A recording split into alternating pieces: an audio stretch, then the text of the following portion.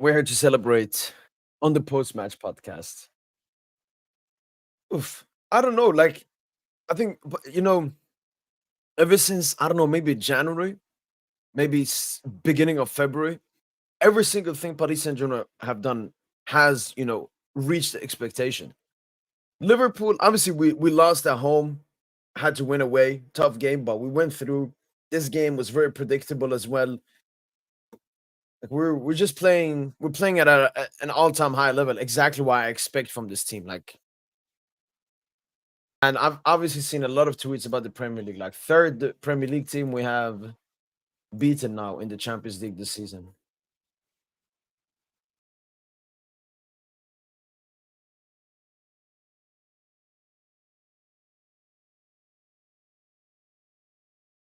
Yeah, what's up, Seiko? Yes, sir. Osman Dembele created 9 chances versus Aston Villa, the most on record since 03-04 in the UEFA Champions League match for PSG. Dembele, man. Dembele, man. The man that never stops trying. That's for me the main difference between Mbappe and Dembele. Mbappe just there's nothing. Dembele, even this game, he didn't get a goal, but he was every single try. I remember when Due hit the post out of Dembele, when he gave that good pass to Kvara, like he just kept on trying. And thankfully, he never gave up until the last second. Now we can enter second comfortably without having to change the game like we did against Liverpool. Exactly. And even the Liverpool game, prop to the PSG players, we didn't even need to chase that game. First of all, it was only a 1-0 lead. Second of all, we got it early on. But it would be very interesting. I think we will just try to play our football. Aston Villa would probably press us high, so we need to be not making any mistakes there. Also, Dortmund versus Barca, Dortmund Black Magic for PSG fixture last year was nowhere to be found. Yeah, I had the game on the side, and I was just seeing.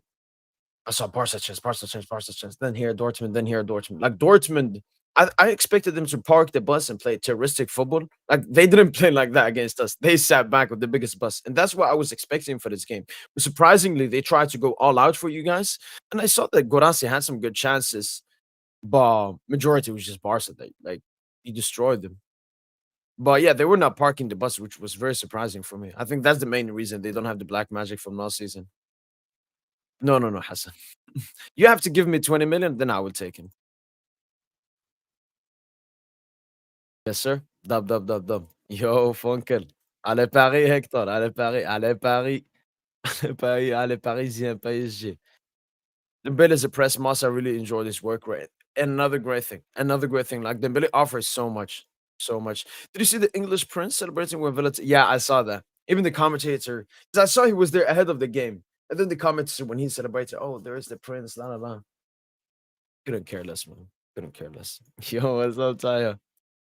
I was like Nuno Psych. He's like, I know he's so frustrating. Like he's so good, but he still makes not just a blunder, not just a mistake, but goal costing mistake consistently for us in the UCL.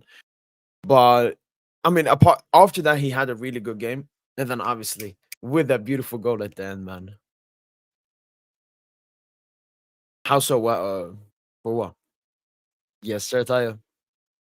I don't know, maybe 1 minute. Made a great run though. Insane pressing run. Huge dub systematically. Yeah, Tayo, it's unbeaten. It's unbeaten, man. And honestly, that Liverpool defeat doesn't even count. We're still unbeaten since November. Yes, sir. It did. Yes, sir. No, yeah, I would do that now.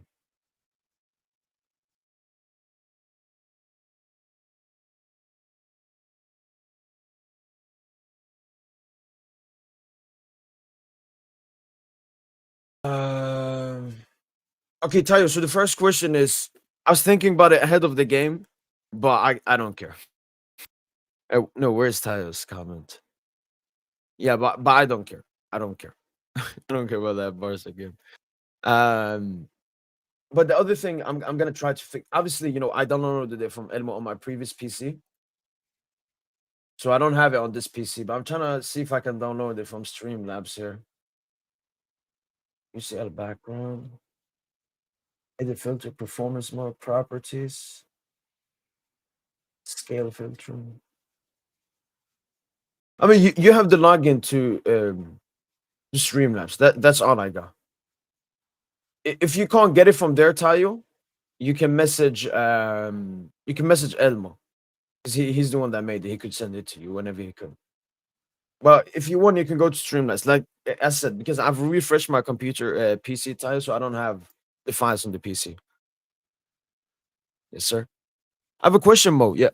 So can you please discuss with the guys later how can we break those lower back more easy on close run that Arsenal do the same shit all over again, you know? No, and that's the issue with these low block singer. There is no like we are playing as well as possible against a deep block, like the constant movement, the overloads on one wing, having incredible ballers that can take moments, all great dribblers. I mean, we're doing absolutely everything we try. That just how tough an 8-man sitting, 9-man, 10-man sitting back team like Aston Villa can do. And shout out to Aston Villa, they defended really well. And yes, I am expecting the same from Arsenal, but we'll just have to, take our chances. And potentially the Arsenal game is maybe slightly a bit more open, but yeah, that's the thing. We just have to keep on trying and keep on believing that. I, but I will ask them the questions. We'll definitely discuss that. Yeah, finally. Didn't think of that. Yeah. Yo, Rashid, thank you so much for the super chat, man. I appreciate it a lot. Thank you so much. One of the hardest working people. You deserve the growth you've been getting, Mo. Inshallah, 50K subs by the end of the year. Yo, Rashid, appreciate the super chat a lot, man. Appreciate it a lot. Means a lot. Thank you so much. One of the hardest working people. Um, I mean, I want to be humble, but yeah, I know I do work really hard. Thank you so much. You deserve the growth. I don't like the word deserve. I've always said that, but I'm very happy with the growth. Thank you so much. Inshallah, 50K. Inshallah. That is the goal. We could reach it. But yeah, the growth recently has been insane. Thank you for mentioning it. And thank you so much for the super chat, Rashid. It's very appreciated. Yo, thank you, Luca. Exactly. I don't think it was a team performance today. It was a team performance. Facts. Facts. But he got assist. He got GA. He got GA. No worries. I mean, I understand that. And after watching this game, like, if we know the opposition is going to park the bus and they're good at defending, we're going to be expecting the same thing. We're gonna, so, like, it's not even a bad thing for me. It's a realistic, it's a logical way for you to think about what's going to happen if we face a team that plays like that. But we just hope for the best, man. We just hope for the best. Um, and let's see what we do in the second leg. But yeah, Dunkirk better than Villa. I mean, Thompson, they're barely. The thing is, though, Thompson, we perform so well, Thompson. Like, even if Villa tried to attack more, they just couldn't. Like, we just took the ball from them all the time. Yo, appreciate the AGS production. Thanks so much. It was, man. Definitely the best and most important. I don't know, Kvara's. I think Kvara's goal is potentially harder than Dua's goal, but Dua's goal bigger, 100%. Yo, what's up, Luca? Um, yes, but I'm more preparing myself for a semi versus Arsenal now. Yo, pain, Aryan. Aryan, deep down, just for you guys, I want to believe in your guy. Not believe that you're gonna come back, but believe that there is a small likelihood of that happening. Inshallah, man. Yes, sir. The stand's so high for them Boost Days performance from underworld for his standard, but if it wasn't Bob, they would say he's back. They would say he's back. Yes, sir. 100%. No, Kvara was insane. The Champions League semifinals, I think one will be at the end of April. So, like 27th, maybe? Let me check. But they haven't like decided the date, so they may be changed by one day. But it says the first leg will be on the 29th and second leg on the 6th of May. It was, man. Cook. على باريس ما قصرت يا أخي قصرت شعري آم، لأنني أردت لأنني أردت. Apparently, we have the same amount of UC August as the 78th season, which had the highest amount in our history. Wow. Wait, what? What? Oh, in our history. Probably, especially with the extra games. Like, we played 4 extra games. And obviously, even when we reached the final, there were no second leg. So we played even less games that season. But is No, 17, 18. You said we went down in round 16. I mean, I still think we'll hold the record for most goals in a group stage, or at least 6 game group stage.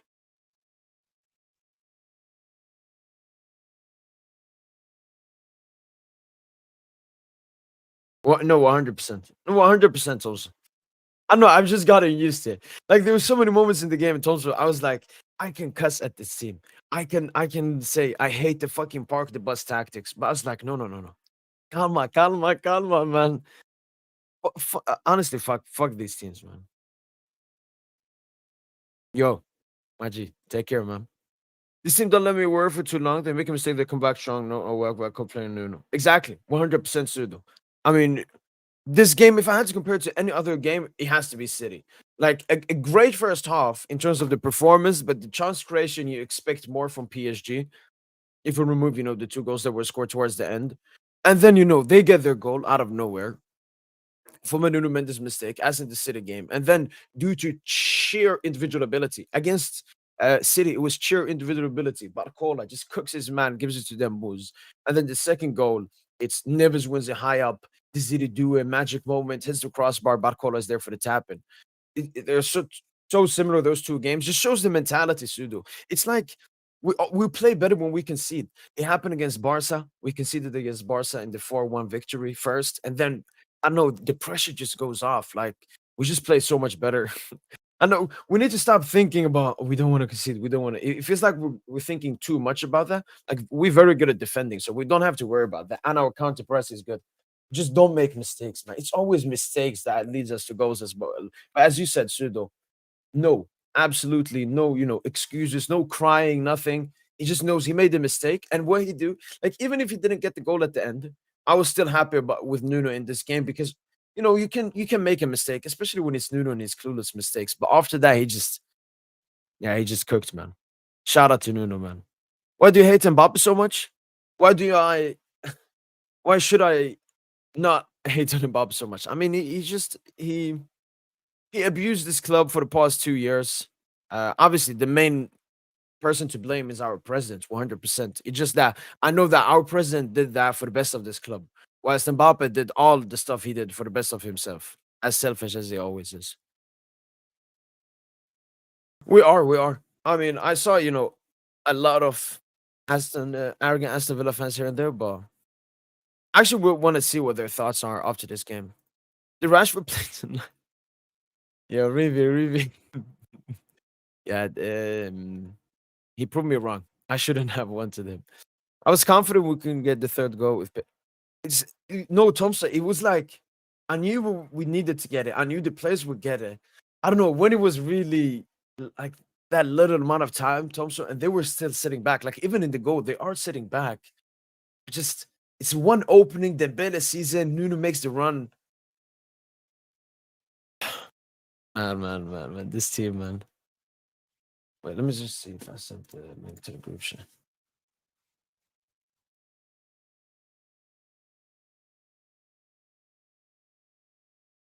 Okay, I have sent the link.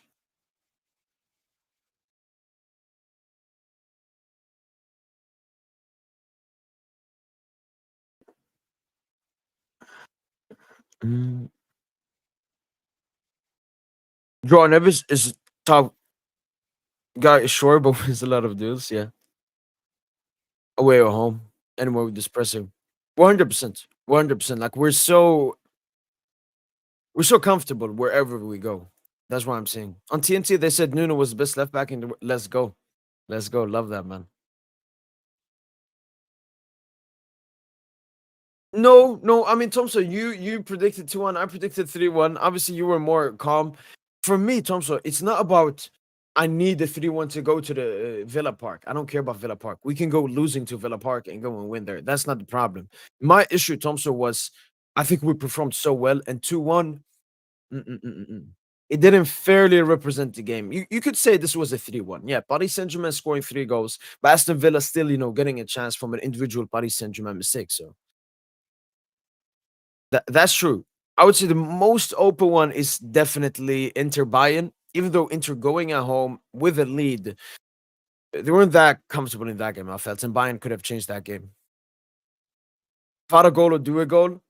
I've thought about it. Due's goal is bigger. Due's goal is bigger. In the time he did it, even in the way, just from a short corner. But Kvara, I think, is individually a better goal scored.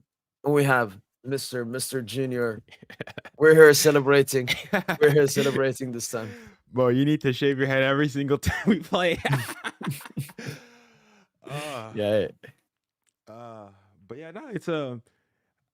I mean, I've just posted my own reaction video, and I mean, I think my reaction to it is like, meh, as in good performance, but not stellar.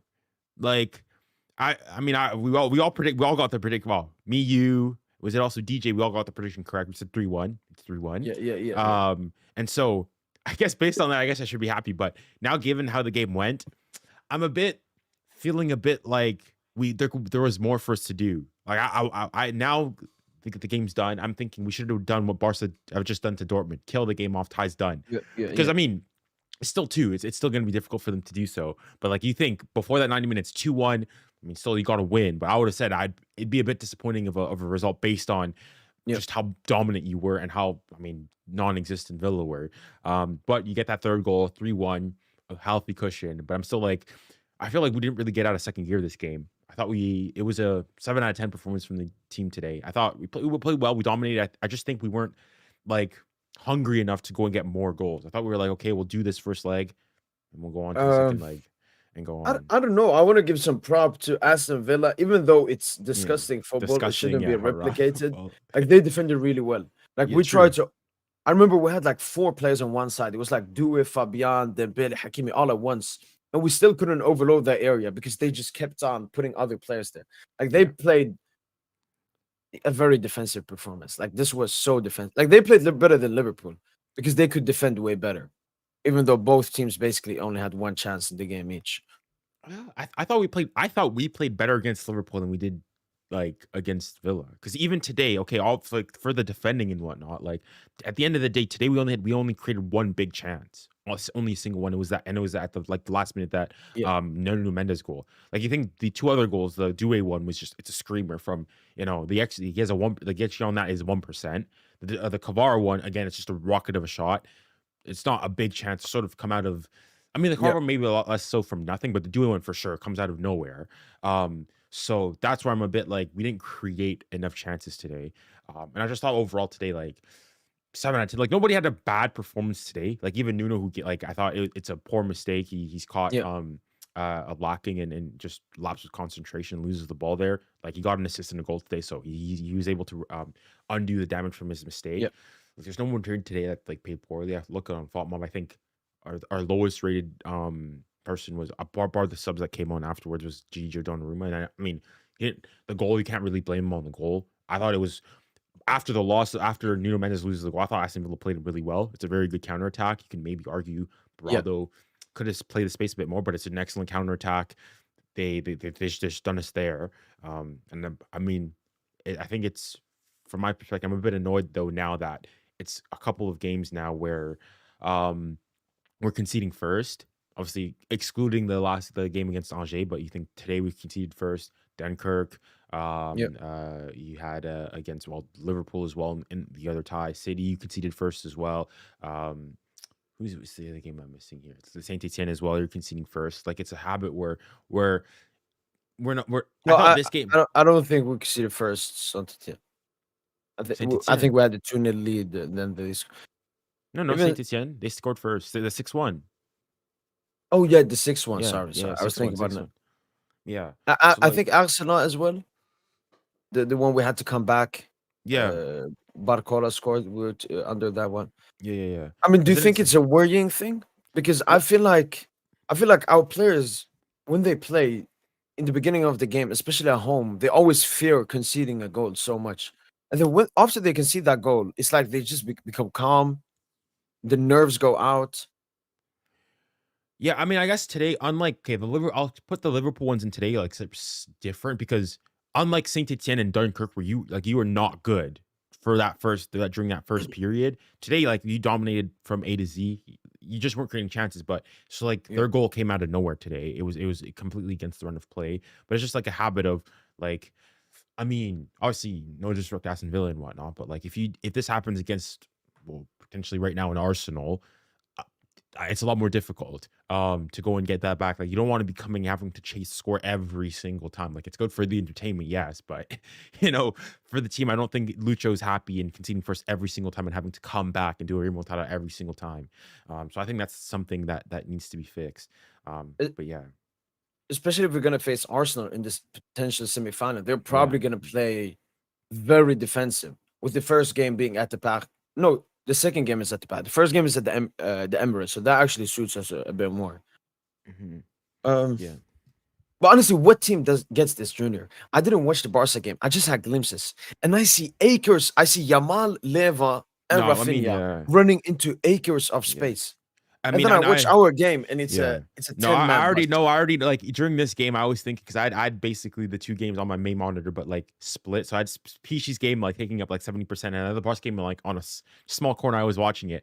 Like I know when Barca was scoring, I already knew Phil was gonna come on and say, "Oh, look, you guys are struggling against Aston Villa, and look, we smashed Dortmund." Dortmund, in fairness, which what I will say, respect to Dortmund is that I almost respect what Dortmund did more than what Aston Villa did because Dortmund they said we're gonna go and play. If we get smashed, we get smashed. All right, 4-0, fine. It's a drubbing. But Aston Villa, hey, you come in here, you play some anti-football, terrorism, haram football. You go, and in the end, for what? You still lose 3-1, and it's not. It's like it's not. If it was 2-1, okay, maybe you can say it's not a bad result. But 3-1 now, you got completely outplayed. Didn't really offer anything. Couldn't keep the ball whatsoever. And then yeah, you have the Barca game where again, in fair respect, Barca played well. Barca played well. We can't deny that. 100. But you can't. I don't think you can go and say, "Oh, just look at." Like Barca fans go and say, "Oh, look at you guys struggling against Aston Villa, and we were smashing Dortmund." They play completely differently. Dortmund actually, decided to play football and just got battered and outshot by Barcelona, whereas No, but like Aston Villa that's didn't do anything. why do teams dare to do that against Barca, but never dare to do that against us? Like, think about it. Ever since Luis Enrique has come in, I think AC Milan is the only team that came to the park and played open. Actually, Sociedad as well. But like Barca sat back, Dortmund sat back. This season, Girona sat back, Atletico sat back, PSV sat back. Uh, I think City it's didn't just sit back. I Well, said I we mean, they seem did to. in the first half. I mean, City. That's Pep. I don't think Pep will ever sit back. I think it's just more so. I mean, you think of the teams that sat back and that Barca sat back. Like I mean, Atletico sit back against them if you think about it. Um, I don't know. I think it's just more so a thing of the opponents that they face. Is that just the teams we faced are a lot more likely? Like, because for us, most of the teams that sit back for us in the Champions League, you had what? I mean, I guess Liverpool, yeah, they did sit back a lot more. But bar that, like, the teams that they faced that they faced, even Benfica, are a lot more adventurous, if you want, and Yeah. more so willing to go forth than who we play. Um, but yeah, I mean, I also do understand it from the point of view of like, okay, if you're going in your face, I think it's also like as I was saying, a sign of respect. Like PSG is that good, you're not going to go and try to beat them at their own game. But it is annoying that like this terrorism football happens. Like, yeah, I guess like, I guess it happens in the league all the time, and opposing fans, it's not good for the entertainment. But you also like, if I was an opposing coach, not gonna lie, I'd probably do the same thing. Like you're gonna go and try to what press Vitinha, Neves, No, no, Hakimi. like you can still sit back for a lot of the game, but like try. Like they didn't try. They just sat back. Like they were happy with a 0-0. They were happy with a 1-0. They were happy with a 1-1. They were happy with a 2-1. Like there was just every single time, every single moment of the game, they were just happy sitting back. Like every single set. Like you could have at least tried once. I guess the way you look at it is that it's a return leg in the Champions League, right? So I mean, it's only halftime, as they'd say. And if you go with 2-1, it's like I mean, think of it like as our guess Liverpool game to a certain extent. Like Liverpool were happy they sat back. I mean, not nearly as much as Villa did today, but they sat back. They got one chance. They hit him on like us in the counter. Like what Liverpool did is the perfect thing. Like is the ideal example for all these teams that can play PSG. You sit back, you absorb pressure, you get one chance, you capitalize on that, you score, you do smash and grab, and you're through. It's exactly what happened. Yeah. And then you say, okay, we've got a second leg at Anfield. Even if like Liverpool would have been happy with a 0-0, then they say, okay, we can do it at Anfield. So I think that's the philosophy. So I understand it like pragmatically that why you would do so, but on like a sporting wise, it's like at least like have some cojones. Go on, play your style. But it is what it is. But I'll take it as a sign of respect if you think that we're that good that you need to play this fugazi stuff where you're not playing football whatsoever. Fair enough. But honestly, looking at all the chances that we created and not like the outcome of it, like Villa could have gotten a 1-0 today. Villa could have gotten a 0-0 today. They could have actually, like, they defended so well for the entire game, like restricting us to basically nothing the entire game. But strictly because of the individual ability that we have, I think we scored all 3 goals. Even the last goal, like, it's still a great pass from Dembele, and then Nuno to cook Martinez in that way as well. So, like, as Aston Villa fan, like, you can't even be mad. Like, you came to the park, did exactly what you wanted to do and needed to do. It was just like that's why you have the individual brilliance. That's why you have a Kvara in your team. And you as a Frenchman junior, Martinez being humbled this way, how did that feel for you? Tell him to shut up. This guy, oh my goodness. Martinez trying to rob the. I think low key, even some Marseille fans were like, we need PSG to win. Oh my goodness. Oh my goodness. The way, like, I mean, in fairness, fair enough, fair play to him going and trying to wind up, and it seems to work for him. But I mean, God, much like tranquilo to him. But I mean, the thing in fairness, he had made a pretty decent save. I can't who's the Hakimi shot. That was a pretty decent save that he had to make. I mean, he's fine today. I mean, you can't really blame him for any of the goals. The first goal is a ridiculous strike from Desiree Doué. The second goal is a thunderous strike from Kvara. Maybe you can blame him a bit there for saying that he got beat at his near post, but it's like I don't think many keepers in the world are able to save that. And then the last goal gets chopped by Nuno Mendes, who comes out and there's just not much he can do. So in fairness to him, he's done what he's done as much as he could. But that's all the praise I'll go and give him. Yeah, no, because he talked shit before the game. He talked shit. He came with that cap that we looked at yesterday. And then I remember the quote from Desiree Doué yesterday. He's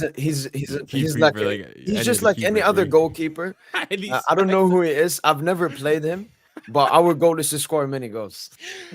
Oh, honestly, he could have been arrogant. He could have imagine he said, "And I'm gonna score against him," and then he scores that. But no, shout out for being a bit humble there. Shout out to do it. Honestly, do it. What I mean, I can't believe some of people. Who was it on the pod saying it was a waste of 50 million? Especially Tosin when he comes on. I mean, honestly, I'm going at this game when he scored that goal. I'm like, bro, we need to pay Ren another 50 million. Give him another 50 million for how good this guy. Like the touches, the tags. This guy's doing flicks. Yes, there's like he loses the ball quite a bit. Like some things won't work out. But the confidence, like you like to say, it's like it's a training exercise for him. It's street football for him. It's just, I mean, he's the dying. When we say in football, he's a dying breed. I think, yeah, he's a player where you want to go and you just want to see him play. Like I was listening on here on TNT, and like low key, even for as a PSG fan, the glaze that Rio Ferdinand was like giving Doué was I was like, even me, I was like, okay, calm down. Like, but he's just such a fun player to watch and see play. And the thing is, now he's statting. I mean, I think he scored in what? He scored today, scored against Angers, Dunkirk, Saint Etienne. Okay, didn't score against Liverpool. I mean, had this crucial penalty. I mean, he's on a good scoring one as well. So, I mean, it's just all I can say right now is like it's just such a pleasure watching PSG play. Like we have had moments, Galtier era, the end, like that season, Pochettino, where sure we were getting like victories and whatnot, but like now it's like the entire team is playing well. The entire team is playing well, and even in a game like today, where you're not like you didn't for me, you didn't really go out of second gear. You played in second. You played at a 7.5 out of 10 overall. You still go and beat them, and it's just really great to see. Okay, just simple. Is the tie over? It's not over, but like it's not. Like for me, it was over before the game. Like I knew we were gonna go through. After I mean, this, we got a 2-0, and Aston Villa can't sit back like this. That's the thing. Like Aston Villa fans are probably confident, like they're gonna go attacking. They're gonna give us all of that space. I think we could score more goals at their stadium. It could be like a goal fest. yeah, I mean, the thing I think because I was listening on the biased British commentary here, and they're saying 2-1 was like they were saying it's actually not a bad result. Like 2-1 from PSG's perspective, we said is more of a bad result from PSG's perspective than Aston Villa, even though they lost. But I think now 3-1, because at 2-1, they score one goal and it changes everything. At 3-1, you think they are gonna have to be on the front foot. And you go look at like especially that second goal that we scored, it's a counter attack. So they're gonna be vulnerable on the counter. And already we saw what Kvara did to them. I think, I mean, projecting a bit, I'm looking forward a bit maybe, but like I think next week, I think that's where Barcola is probably somewhere where you have to start him, because of that pace in behind as well. There because down they have to go and press and give you all of that, and there's Yeah. going to be spaces in behind, and already the fact that they're not the best defensively, all goes in our favor. I mean, I understand Matty Cash was in a yellow, but how are you bringing on Disasi when players like Due and Kvara are on the pitch? Well, I mean, you don't want. I mean, you think Manny Cash, you don't want him getting a second yellow. I think that's the idea. Okay, I know that like Kvara cooked Matty Cash as well, but this goal, I mean, he's doing that. I mean, I don't think you can really blame Disasi. That's just and anybody then is getting cooked there. That's a oh my, finish. That's a finish. That is a fantastic finish. Wish. that's another thing I'm very happy about. Something I was a bit scared, not scared, but thinking about negatively about this team.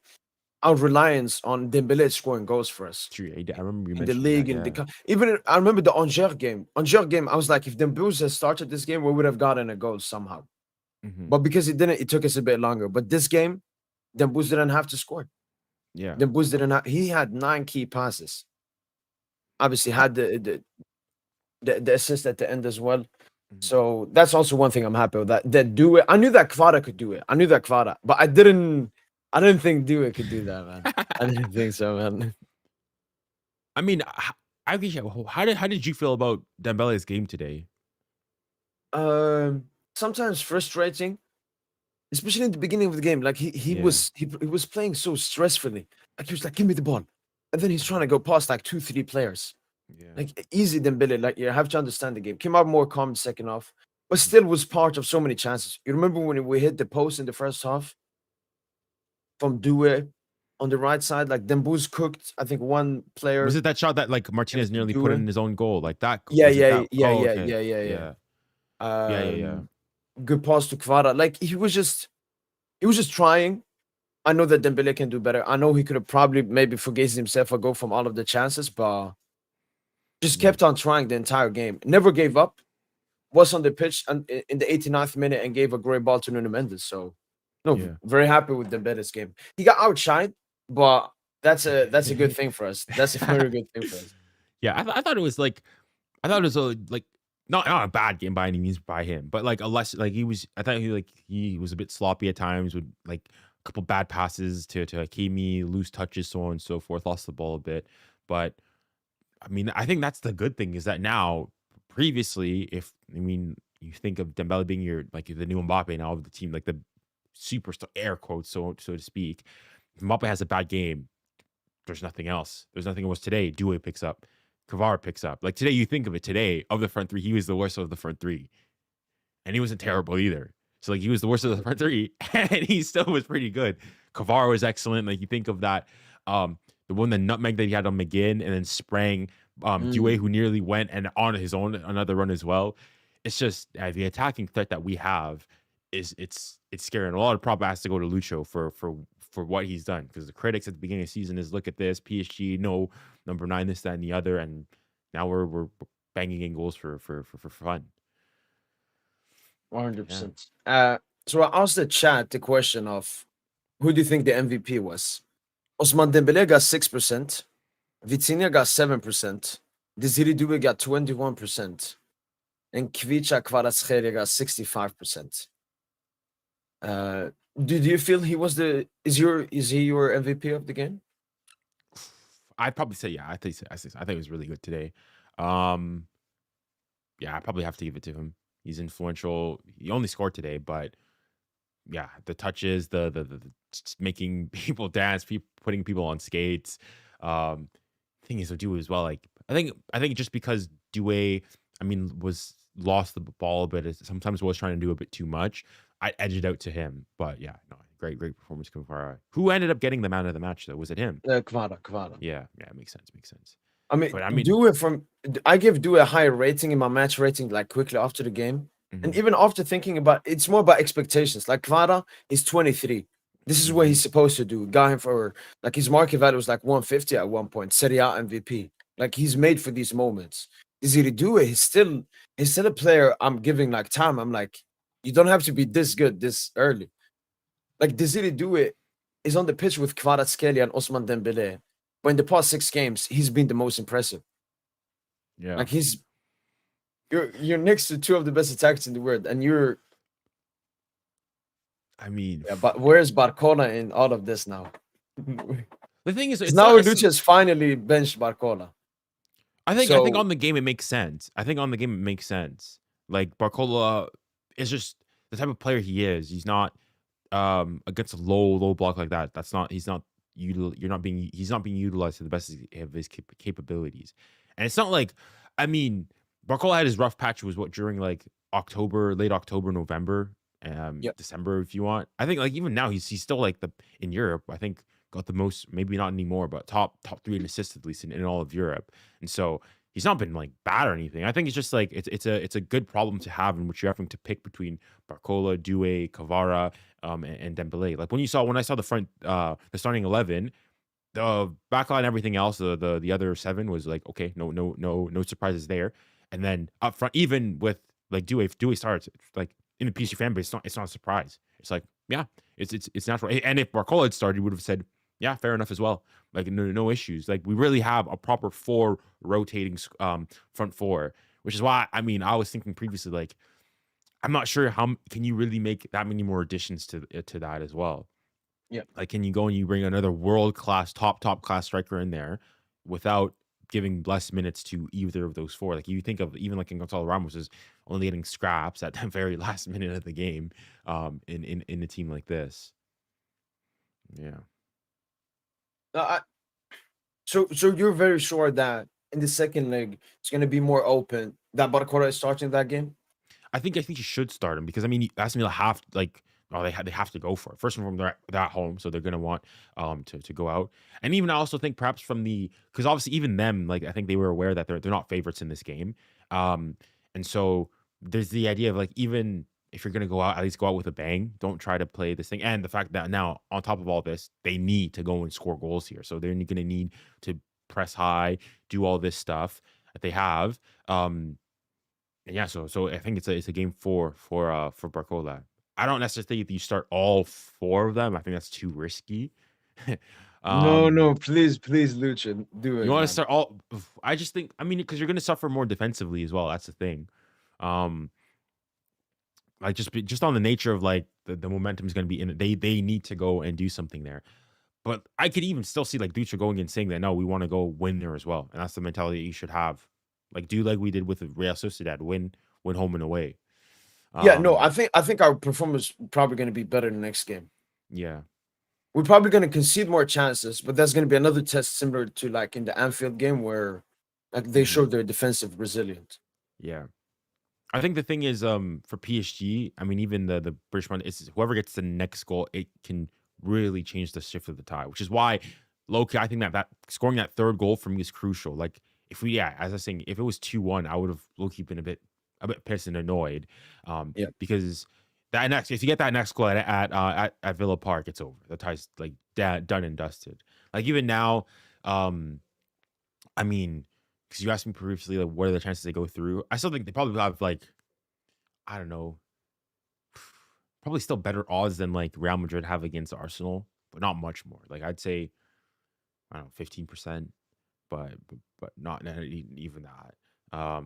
Just because on the way, also like I guess Real Madrid is 3-0. but you also think it's Real Madrid, and they have the firepower, they've got the experience. Aston Villa, this is the first time back in the competition, first and foremost, in a long time. Not to mention, Yeah. it's their for like that's only second ever semifinal since 1983. So going back in terms of years as well, and also the way that they played today. Like at least Real Madrid, you can say that like they troubled um uh Arsenal too. Like Mbappe had his chance, and so on and so forth, and they can do so. But you look at for Aston Villa, sure they got Rashford, Asensio, so on and so forth, but they had, I mean, bar their goal, which was basically a gift from our point, which in fairness, I said they played, they did well on. They had what I think two extra shots apart from that, and that's it. Yeah. So yeah, Yeah. Obviously, as in the other game versus Liverpool, they're gonna perform better.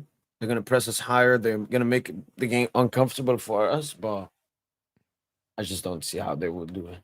yeah, Like even if we went to Villa Park 2-1 down, we'd still have gone through. 2-2 still gone through. 2-1 still gone through, and 3-1 still gone through. So yeah.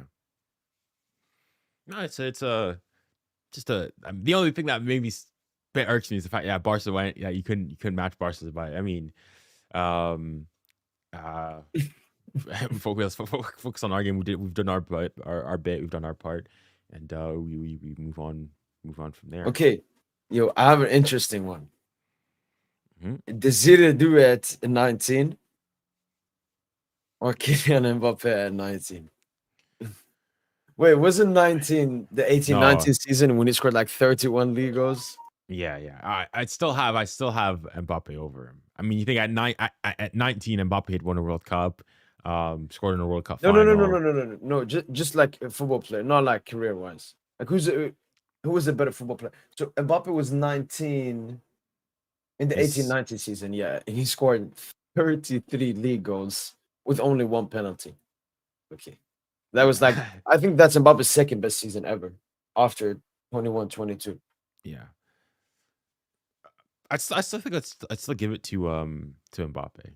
Yeah, But I mean, still give it to Mbappe. But I mean, the thing is with Dewey, he's like, I mean, I already know Barca fans are gonna go and roll their eyes, having their eyes go to the back of their heads. But hey, this Lamine Dewey thing, it's not crazy. The thing is, because the thing with Dewey is that even at Rennes, he wasn't the he's a bit like Barcola, less so than Barcola, but a bit like Barcola, where he wasn't the crack, the like upcoming superstar of his like generation.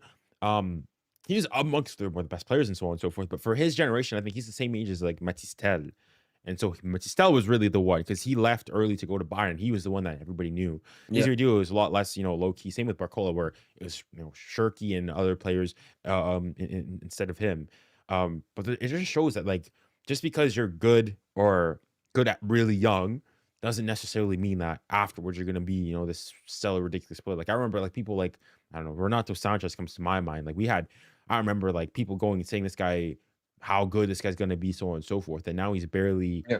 you know, even back at Benfica, I'm not even sure he's starting, so on and so forth. So yeah, it's just saying some players just need time to come in and go into their own. And I also just think in general that I think perhaps now the number of youngsters that are really, really good young has perhaps like swapped our perception of like even Messi, Ronaldo. Sure, they were good, but at 19 and so on and so forth, they weren't like tearing up week in week out all the time. It took them a while for them to get to where they Yeah, were. no. I don't want to do that. What I will compare them to the youngsters. Like now, how many, how many under 21 players are better than Desire Duet? Under 21, Yeah. 0. Wait, so what year is that? What year is that? 05? around 03, 03. Under 21. I'm 21. Okay, 21 and under or under 21 strictly? 05. 05 and yeah. 04, 04, because I'm well, yeah, 05, 05, yeah, I guess. Okay, I mean, you so could say 04, but yeah. okay, so it's Yamal, Kobarsi, Gavi, Neves, Due, Warren, Estevao, Lenny. So is Due better than Neves? Let's Ooh. start with the uncomfortable one. Ooh. Yeah, he's better than Neves, but they're I think different 50-50. registers though. They're different registers. They play in different registers. It's Okay, Pablo Gavi. Due's the number 10. Due's the number 10. You know, the 10s are the best players. Yeah. Okay, Pablo Gavi. Yeah, he's better than Gavi. Yeah. Paul Kobarsi. Yeah. Yes, but it's Koubarsi. We have to respect Koubarsi. What he's done, like being a center back, it's not easy. But Yeah, nah, yeah, fuck all that shit. Yeah. Okay, and the last one is Lamine Yamal. soon, but not quite, not yet. Yeah, it's a discussion. It's a discussion. I just watched the Barca Dortmund highlights.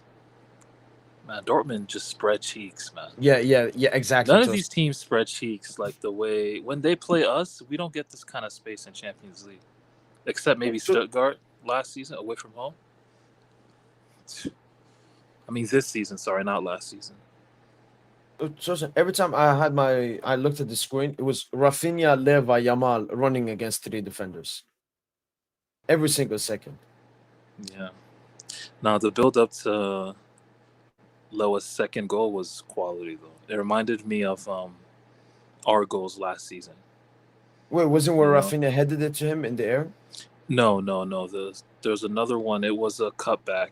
It was a Fermin Lopez assist. So he plays a 1-2 with Lamine. Lamine plays a quality ball down the line for Fermin. And then Fermin cuts it back for Lewa. Leva smacks him, yeah. Yeah. We scored that kind of goal a bunch last season with Hakimi. It's typically Hakimi on the end of that. Yeah. Playing the cutback. But yeah, man, how'd you guys feel? How'd you guys feel about the game? Yeah, I wanted to say something about the game, man.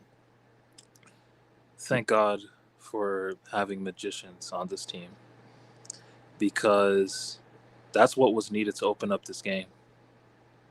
Because to be honest, on a collective level, we lacked ideas today. And that's why we shot so much. We had 30 shots and only three goals. Thankfully, we had 3 goals, but prior to that, it was 29 shots for less than 2 xG. Less than 2 xG for sure. We only had one big chance created, which was that Mendes goal at the end. Yeah. So, and part of that, most of that, really, I won't even say part of that. Most of that is just the way Villa set up, man. Yeah, it was hard to find spaces. Even in Kvara's goal, a lot of the players recovered. There was 8 to 10. I'd say 8 of their outfield players had already recovered, to their end by the time Kvara lets that shot off. That's how fully invested they were in just not conceding. But then, once you're that, preoccupied with not conceding, you concede 3 goals. So thank goodness, man. That moment of genius from Doué, God, we needed that. And you can see he's off balance too, because there's a forearm to the chest he gets from Rodgers. Yeah. Where he loses balance, and luckily it hits the underside of the crossbar. Imagine it hits, imagine if it, yeah, exactly. It's just our luck. But thank goodness the football gods were on our side today. Hits the underside of the crossbar. Even Kvara's goal, doesn't it scrape the inside of the post before going in? Maybe it does. I think it does. Scrapes the inside of the post before going in. The football gods were on our side today. Any other day, and both of those shots hit the post, what are we saying? We're bemoaning the fact that we're coming away with, a 1-1 draw or something. Yeah. So, thank goodness, man. Thank goodness, because we lacked ideas. I'm not gonna lie, dude. Yeah, I agree. I think today we played at a we didn't play bad, but we also we didn't get out of second gear. But as you said, I think a lot of it has to do with Villa's the way that they defended. But yeah, we weren't creating enough chances. We weren't shooting. We weren't really taking any risks with what we were doing. It's a lot a lot of that first half, especially the second half of the second half. I was seeing a bit shades of early season PSG where we had possession. Our ideas though, the little ideas that we had were just cutbacks to the top of the box and then shoot. There was the Hakimi shot, remember, from the corner kick, the little set piece routine where we always take the short corner. Hakimi tried his luck from afar. Mhm. I think Dembele found Vitinha at the top of the box. Yeah. Vitinha just skies it over just a little bit. Yeah. Yeah. Vitinha also had another shot that went straight into that Martinez Oh, parried. yeah. He scooped that one up. So like it was just a bunch of shots from outside of the box, bro. Like we couldn't really get in the box to create chances. So I think a lot of it is more so. Is it? Do you think it's more so us, or do you think it's that Villa just actually defended pretty well? If I give a percentage, it's like 90% Villa, 10% us. Okay, Like interesting. yeah, because Villa just didn't want to play. Yeah. You know, their idea was we're not gonna concede. We're not gonna concede today, but thank goodness we have players. This was not a game about the system where we, heap praise on Lucho's system. This is really about the individuals. At the end of the day, this shit is about the players. It's about you as a player. What can you do when your team needs you? And do a moment of fucking magic.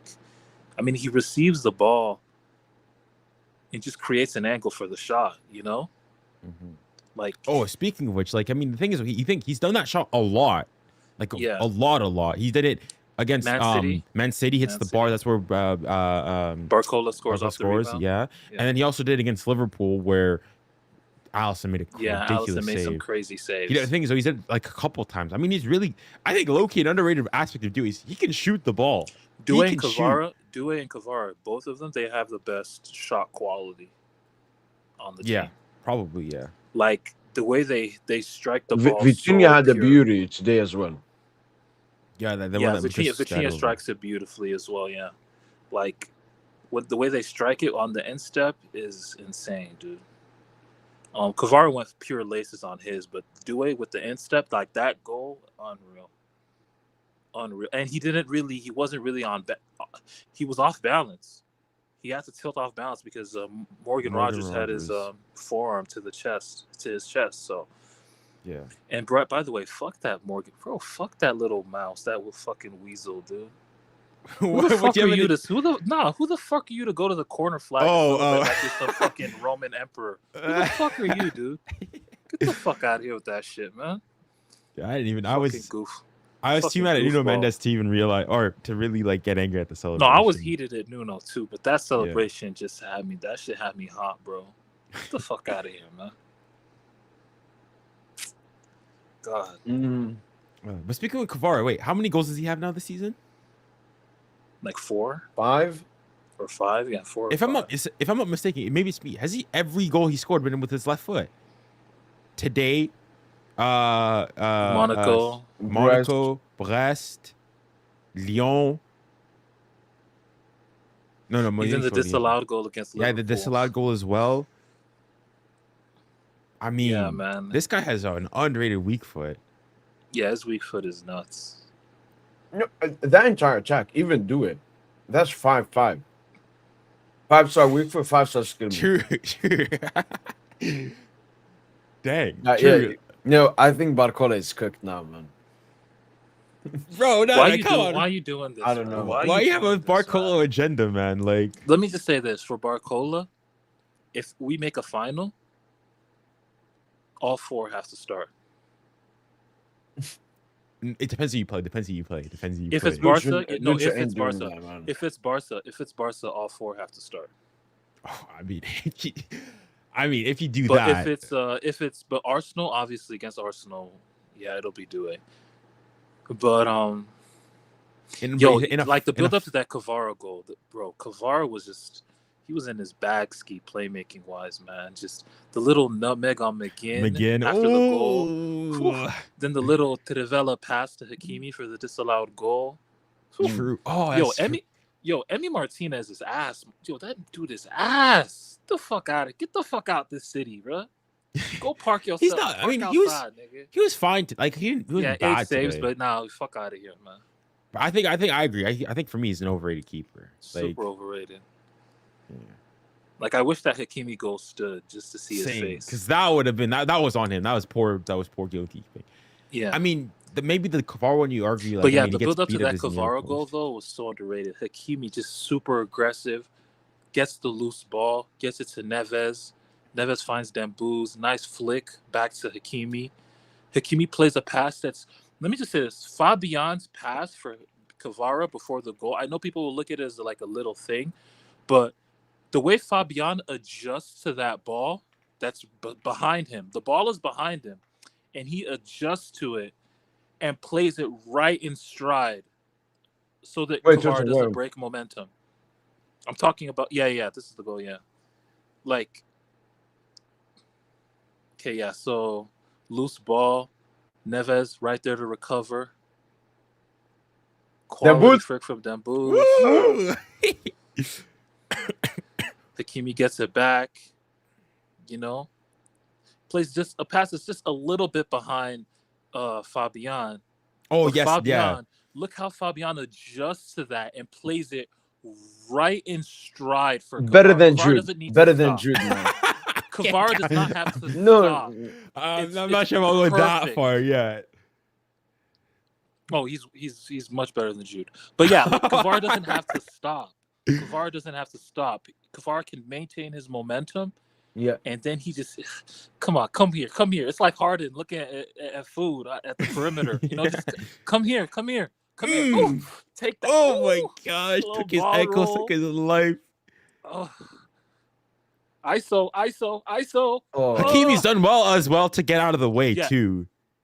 Yeah, and Hakimi, don't forget, Hakimi's run also creates that space for Kvara to, because Hakimi, man, Who's like Hakimi? he takes runners. Hakimi keeps his run, so they have to, they have to account for his Hakimi's run as well, and so Kvara can just focus. You see, just oof. Oh man, Food. Whew, que golazo, man, que barbaridad de Yes, sir. Kvaratskhelia, man. Jugadorazo. Qué golazo. Yeah. Just beautiful goal. For me, the goal of the night. But, man, every goal was 10-10. Every goal was 10 out of 10. Yeah.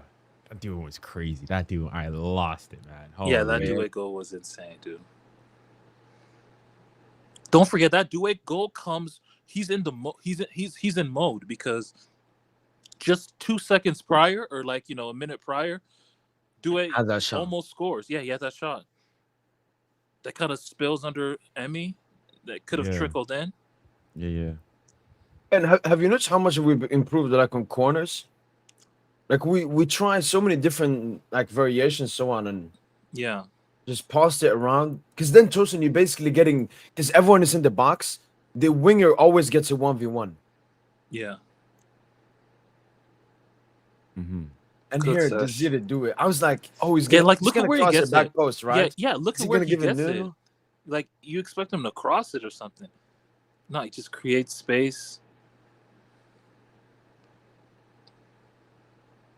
Yeah, he's off balance. Oh, That's a man. finish. He's off balance. yeah. That's- my I'm sorry. That's God. the goal of the night. That's the goal of the night for me. That is That's off it's an balance, insane falling goal. over. It's an insane goal. Oh my gosh. Desiree Doué. Nice. Oh my god. I'm saying, bro, honestly, 50 million is a steal. 50 million for him was a steal. We need to give Ren another 50 million. Holy smokes, man. What a player. And by the way, once again, this looks like Neymar. I was thinking of Neymar versus Bayern in 2021. That man of the match performance with no goals. Oh, but when where he did that Ronaldo yeah, chop on Coleman yeah, here. Coleman, and then hits the bar. Yeah, I was just thinking Neymar here. But Doué scored. Neymar missed, but Doué scores. Remember Neymar's goal against Celtic in 2017 I think debut season. Yeah, I He remember. scored a I goal remember. kind of like this, or Yeah, was it yeah. against Anderlecht? It was either Celtic. I think or it was Anderlecht. I think it one was of those Celtic. teams. I feel like it was Oh, you Celtic. talking about the yeah. one from the corner? That's under. Yeah. Okay, I'm thinking of Anderlecht then. Yeah. But no, this one's clear. Yeah. No, agree. Bigger stakes, higher stakes. And show the third goal, man. Yeah, I'm trying to find it. Man, them boys had to get in GA, man. He had to. Man, Dembele's a genius, man.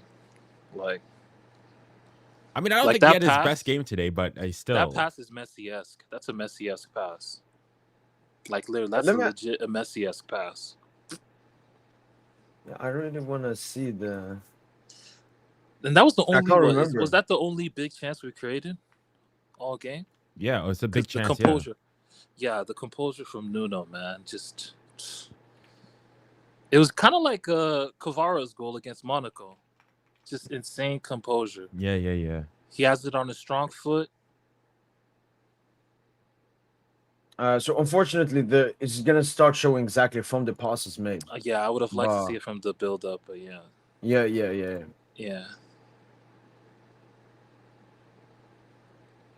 Just a beautiful And, like pass. right in front, like he wants to tackle it, and he still gets ahead. Right there. Perfect And then ball. Nuno, And then Nuno, just the and composure. this is a left back. This is a left back. But and the ball rolled and puts it over the goalkeeper. And top finish. That's a very good finish. And the thing is, we needed that goal too. That's what I'm saying. That 3-1 is crucial. And Nuno, after that mistake as well. Yeah, man, I love it. Man, I was so Like, heated Nuno, with it's- Nuno after that mistake, but Yeah. this is why he's the best in the world, man. This is why he's the best fullback in the game, man. This is why we have the two best fullbacks in the game. You know, they just account for their errors, man. Sir. And then it feels like we haven't barely talked about him, but Vitinha, just another Champions League. Another 148 passes. It's just some light Probably work. more you know? than like the whole 6 team of combined. Villa probably. players. Yeah. Villa had like 99 passes in that first half. I'm not sure how many they completed in the second. 106 in the second. Is there a clip of that Doué roulette with the loose ball? He does like a little roulette. Oh, that was gnarly. Yo, that shit was insane, dude. Just I'm gonna be rewatching the game on the side and bring up like all clips we can talk about, and we'll come to that because I don't think I'll be able to find it. But like, wasn't there some like do it? It was like I was so happy with the goal that I excused him, but he was doing some selfish plays, man, with fucking Dembele and Kvara next to him. Like, do it. He be feeling scored the goal, himself. But you know what, man? You gotta. Yeah, you can't hate on it. You can't hate. Exactly. He be feeling won himself. it. Let him feel himself, man. I know it just In the moment, I was and heated though. Like, no, but there was one where he had Kvara wide open to his left. Yeah. He shot it with his left foot. I'm like, dude, Kvara's open, dude. Like, Kvara would have put that on target easy. Like, if you just. But nah, man, it's whatever, man. What happened to Rashford? He scored against us. He knows the stadium. Bro, Tielemans knew us. Kamara knows us. Stop. With this Rashford one. Asensio. This Rashford one. Rashford in that second half was so bad. He was like he had Beraldo on an island. He couldn't cook Beraldo. Can we give a shout out to Beraldo? Let me give a shout out to Beraldo, man. He struggled in the first half, but second half, smooth sailing. Like when he was called upon to defend, he defended. There was maybe like one error though, like a little miscommunication between him and Pacho, where Rodgers was able to get a shot on goal that Donnarumma saved quite easily. Yeah, I think you remember that. Yeah, but other than that, spotless half from Beraldo. Beraldo was good. Credit where credit is due. He did his job. Yeah, but I wouldn't say it was like the game.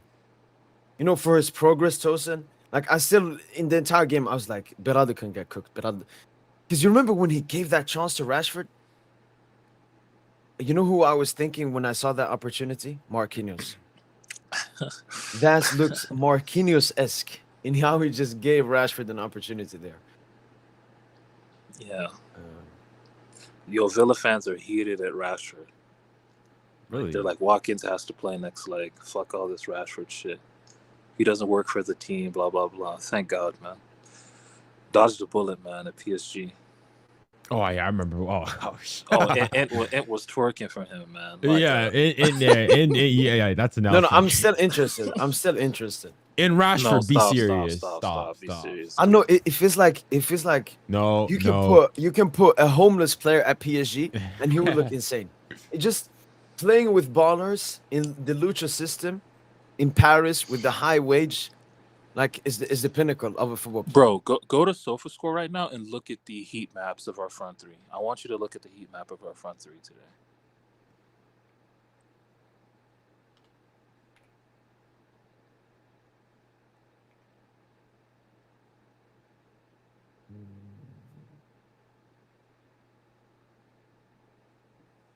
Okay.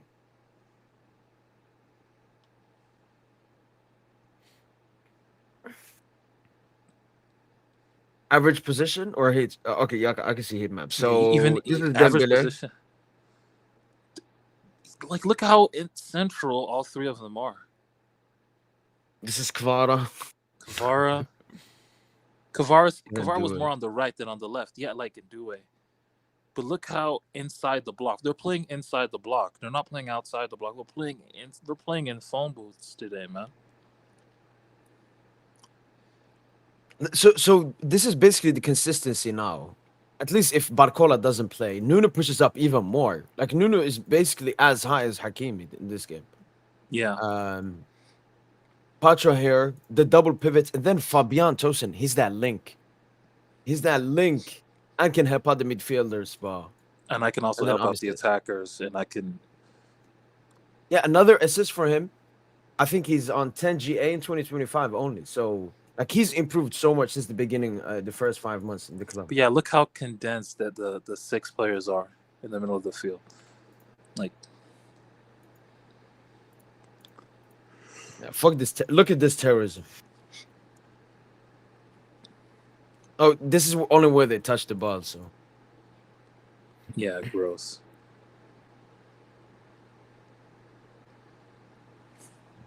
okay, so I actually found the player I wanted to show here. This was from the first half, very early on in the game. It's like a very like to break the press. So they're playing like a 5-3-2. Oh, this pass. Oh, wait, is it the pass I'm thinking of? And Verdui does a gnarly like heel. Oh my. Yeah, so Dembele do it between the Oh lines. yeah. Is it where Dembele found space? Yeah. Yeah, I think he plays Due and he does a gnarly. Yeah, it's this. Yeah, it's the this. little Ferdinand lost his mind on TNT when he saw it. And the thing is, like, I think Villa maybe in the beginning of the game wanted to play a block like this, but we forced the lines to completely close like this. 5th minute. Yeah, so it didn't. That third goal really fucks up Emery's plans. So They like, would take what's he it gonna 2-1. do now? Yeah, they would have taken a 2-1 for sure. Now it's like they have to open up and yeah. Thank you for that. Now Hakimi will have even more space. Dembele, Guevara.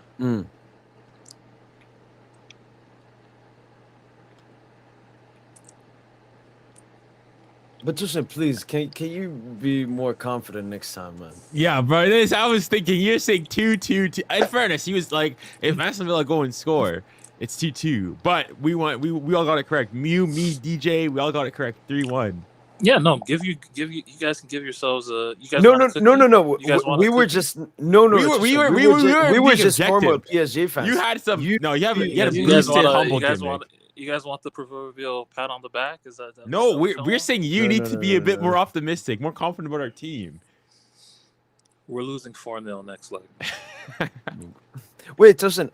How was your guys' reaction when Villa got the goal?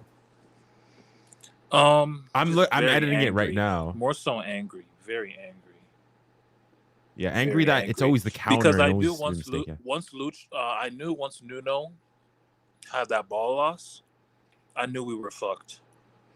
I had my head in my hands. Wallahi, I had my head in my hands from the moment that ball loss happened. I was so pissed, dude. because I knew they were going to have a dangerous counter for that.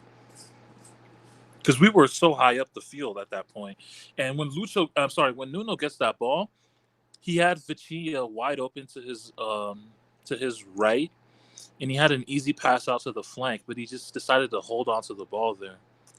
Just like no focus, no concentration. He could have easily just passed the ball and kept it moving. But he just, I don't know why he was holding on to the ball in that situation, but No, I think Nuno just didn't think / see the defender being there. So he thought he was in Yeah. more space and could be more comfortable. yeah. But for me, it didn't change the script. It just made the script harder. I knew 3-1 was Yeah. the script. I knew we were gonna score a goal. This would obviously make it tougher. Thank God the 0-2 pulled up. Because that Yeah. second half could have been so disgusting, man. If it was only Lucho- 1-0. Honestly, this game proves that Lucho made the right decisions in terms of the team, the 11. 100%. Due came in, immediate impact. Some were questioning whether Kvara should start, which is ridiculous. But some were questioning that Kvara should start. Immediate, like he showed you why. No, like this doesn't. Well, I've noticed, like, because me and you rate Kvara higher than most people, is because we rated Kvara before he came. People are treating Kvara because of how he's playing at PSG. We treat him of how good of a player he is. Like, that's why, Yeah. like, I was saying Kvara is going to be better than Dembele next season. In the last 4 Champions League games, Kvara has outperformed Ousmane Dembele. And I think every single one. I mean, yeah, you can say that. Don't pit two geniuses against each other, but for the trolls. But No, I'm very happy about this. I have another chance here. Because, when I saw 9 key passes for Dembele after the game, I was always thinking, where were these 9 key passes? Well, here's one of them. Again, short corner tactic, beautifully in between to Kvara here. Hey, even fake knives. Like, genius. And then Dembele there with the great shot. That's a good save though from Emi Martinez. Better at complaining.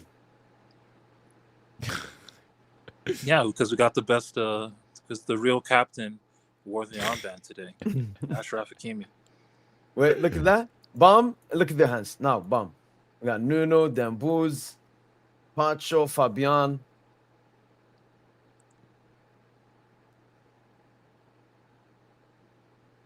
Well, another great moment.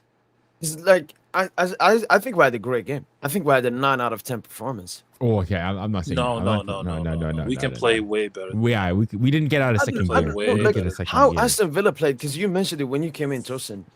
I think why towards in a lot of periods our players looked a bit clueless, because I understand the players. When you're fucking playing against this park the bus antichrist football. No, I understand them like lacking creativity in major parts of the game. Like, this was a great performance by PSG. Aston Villa didn't sniff a single counter apart from when we gave them the ball. Pressed very well. Just Aston Villa played this football. The only thing I understand is I can understand if people are worried if we're going to play an Arsenal and if they do the same thing. Plus, if we can see the stupid goal to Arsenal early on, how much is that gonna like make our chances harder getting a goal? Like, wait, Mo, you think we played better today than we played against Liverpool at home? No. Obviously, because we faced Liverpool, it was like our players wanted that performance more eyeballs on the game. They care more about the opponent. But I still feel like this was a great performance. Like, there wasn't that much better we could do. I thought we weren't bad again. I thought like today it felt like we played a good Ligue 1 team. A good Ligue 1 team.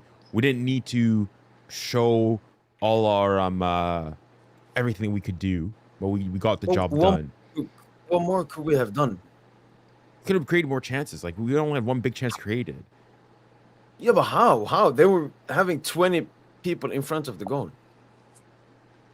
Take more shots. I thought, like, even at times you go and you see like the urgency. You're saying take more I shots. think we had 30 shots. We had 30 shots, bro. That's the thing. You know, I just don't think like there was times. I don't know. I just we could have there were played. We could have moved the ball a bit quicker. Yeah, in that's moments. I would say what I that. mean. I Not would say necessarily that. shots, but like created like had a bit more urgency, taking a bit more risks at times as well. Like I thought at times like we played it really slow. Like I saw shades of like October, Early November, season. and early Yeah. season ball. Like I mean, it happened at 2-1. I Like, okay, understand that, but I think Lucho, that was also part of Lucho's instructions. Slow the game down a little bit. Let's keep the ball so that we don't tire ourselves out running after the ball, on the other end.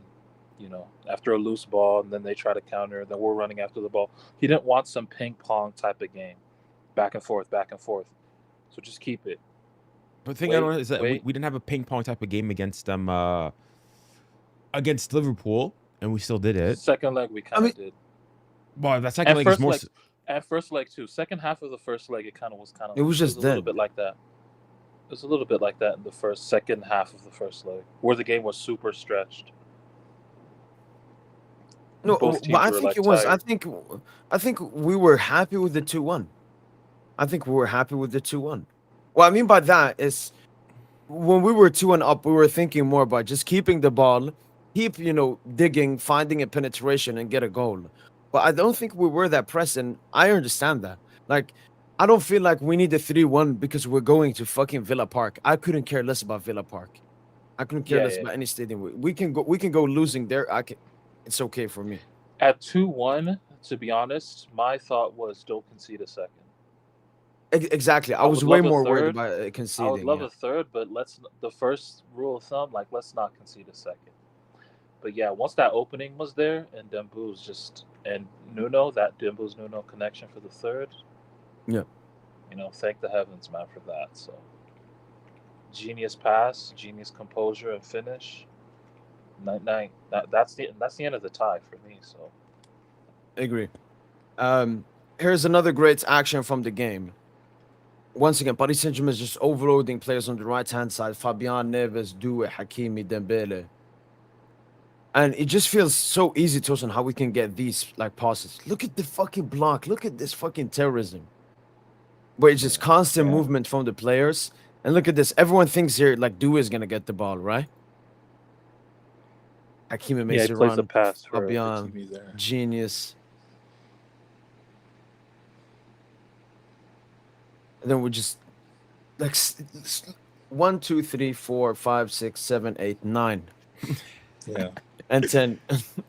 What is this? Disgusting. Yeah, let me post that, man. That's disgusting. Fuck. Oh yeah, they had so many blocks this game.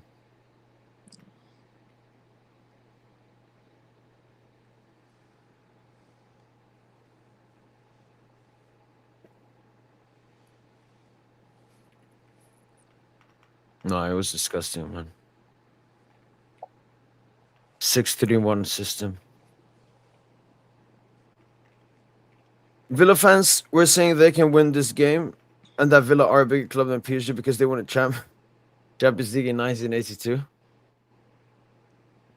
I mean, I'm not even gonna put. I mean, I had one person on my stream go and say, "Oh yeah, but it's normal. Look at the amount of money that you're spending, so on and so forth." It's like, come on, like at this point, you're in the last day of the Champions League. Everyone's spending a lot of money. It's not like talking as though Villa is like some small little itty bitty team and so on and so forth. At least in Liga, okay, again, yeah, fine. But this is Villa, who, I mean, they've spent a lot of money as well, etc. So on and so forth.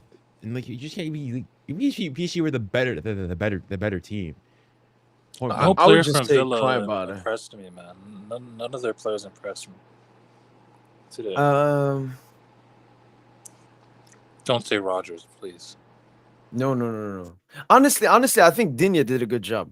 I actually thought he would get cooked more. Okay, fair enough. Yeah, we'll just. I remember once he clamped up Dembo's like once or twice. I remember when Doué tried. You remember when Doué tried that flick nutmeg on him? That flip flap. That was dirty to even try, man. If he does that's too much street. I mean, it worked though. I mean, he drew the foul, so. No. That flicked one. No. When It he went off got of the me. It went throw out for in. a throw. It went out first. Oh, that. Oh, you're. Oh, okay. I thought you were talking about the little flip flop. Okay, yeah, where he tried to do the little roulette. Yeah, I know what you mean. Yeah. This is another great opportunity from the game. Rogers, I don't remember. I think we lost the ball. I knew always Nuno was gonna win that, but just look how beautifully this team just works out of pressure. Nuno immediately to Donna, and I love this from Pacho, taking assertiveness. Usually that ball goes to Donna, Pacho takes it, and he's becoming more comfortable with the ball as well. Gives it to Fabian between the lines, Oh makes yeah, himself yeah. Is this available. where To Kvara Kvara, wins the foul? Kvara wins the foul yeah. here. Yeah. I don't know why it took the ref a while to call that one. Yeah. Just how we can so easily move out of press. Pacho taking more like leadership with the ball as well.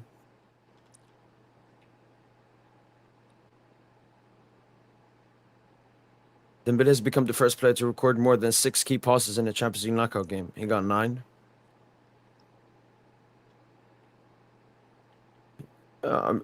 Honestly, just a casual game for Dembele in 2025. I think Light work, just light work. Yeah, we've talked so much about Dembele. Honestly, today the other players can deserve a bit of talking. Well, 9 key passes. I mean, it's also because of how dominant this PSG team are. Like, we have a great attack, we lose the ball, but we win it back. Another attack, win it back. Yeah. That counter press is what makes us so good. Yeah, they could not get out, especially in the second half. We suffocated them. Like, they got suffocated in that second half. And I remember even Villa fans. No, I think I watched a Villa video, Tosin, where he said, "Oh, but don't forget, Villa are a physical team." Just like Liverpool. They always fans play that said. card. They play that The card. Yeah, it's physical, Premier League I'm seeing- intensity. I'm seeing Okay. that from Arsenal fans as well, man. You know, Vitinha Neves will get destroyed by against Declan Rice. Party. We just have to always hear that bullshit. Vitinha was so good defensively this game as well. Yeah, how many balls he intercepted? Bro, and João Neves, man. Just a monster and with like recovering loose balls. Let me see the recoveries. Let me see the recoveries from both players today. Okay, so Vitinha's like defensive stats, he gave us 1 tackle, 1 clearance, 1 headed clearance, 3 interceptions, 5 defensive actions, 9 recoveries, dribble pass twice, 1-2 duels, last 3. All ground duels. João Neves, 2 out of 2 tackles, 1 clearance, 7 defensive actions, 7 recoveries, dribble pass 0 times, duels won 4, duels lost 5. Bro, man, them boys is ready to be in the trenches, man. They always Remember in the when- trenches. You remember when McGinn turned Fabian? And then Vitinha Yeah, and yeah. Neves, just like 2 pit bulls.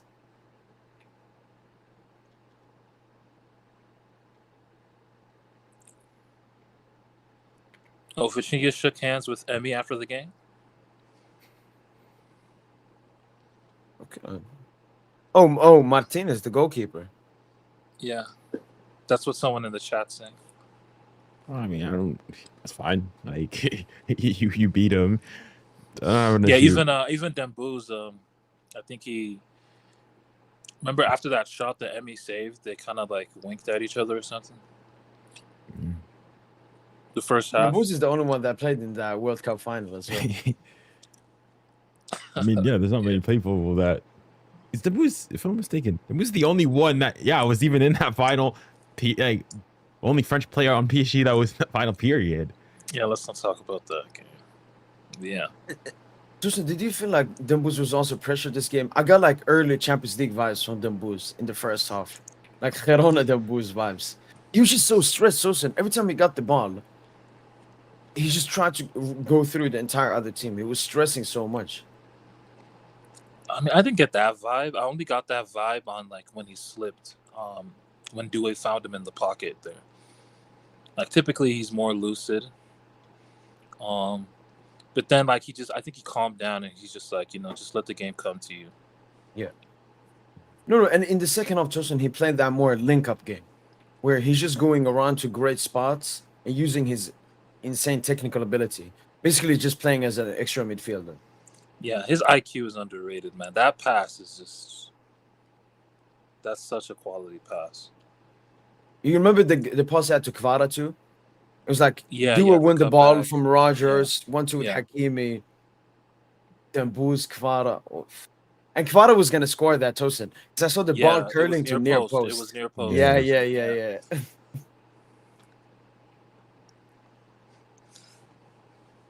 Yo, is this our best front three? No, can you see? No. This is the front three that is supplied the best. Wait, are you saying like Like, best ever front threes? You're Best off saying? the ball. No, I'm not. Forget best ever front three. No, I'm just saying, like, as this team is constructed, is this the best front three we can field? Oh, Oh, yeah, okay, yeah. okay. Or I could say potentially sacrifice Fabian for Due and play Barcola. Maybe for attackers is the way. I mean, Mo, you want that in the final if we play Barca? I want that in the Oh, final yeah, if yeah, we yeah. play Barca. Do it in the central areas against the Pedris and Gavis and Yeah, honestly, you De can't Jong. argue Oh my physicality. You can't talk about Yeah. physicality or aerial battles. You can't talk about none of that shit if it's a That matchup honestly, with Barca. bro, if that game were to be played, that could be the greatest ever Champions League final. I mean, obviously, build up to it.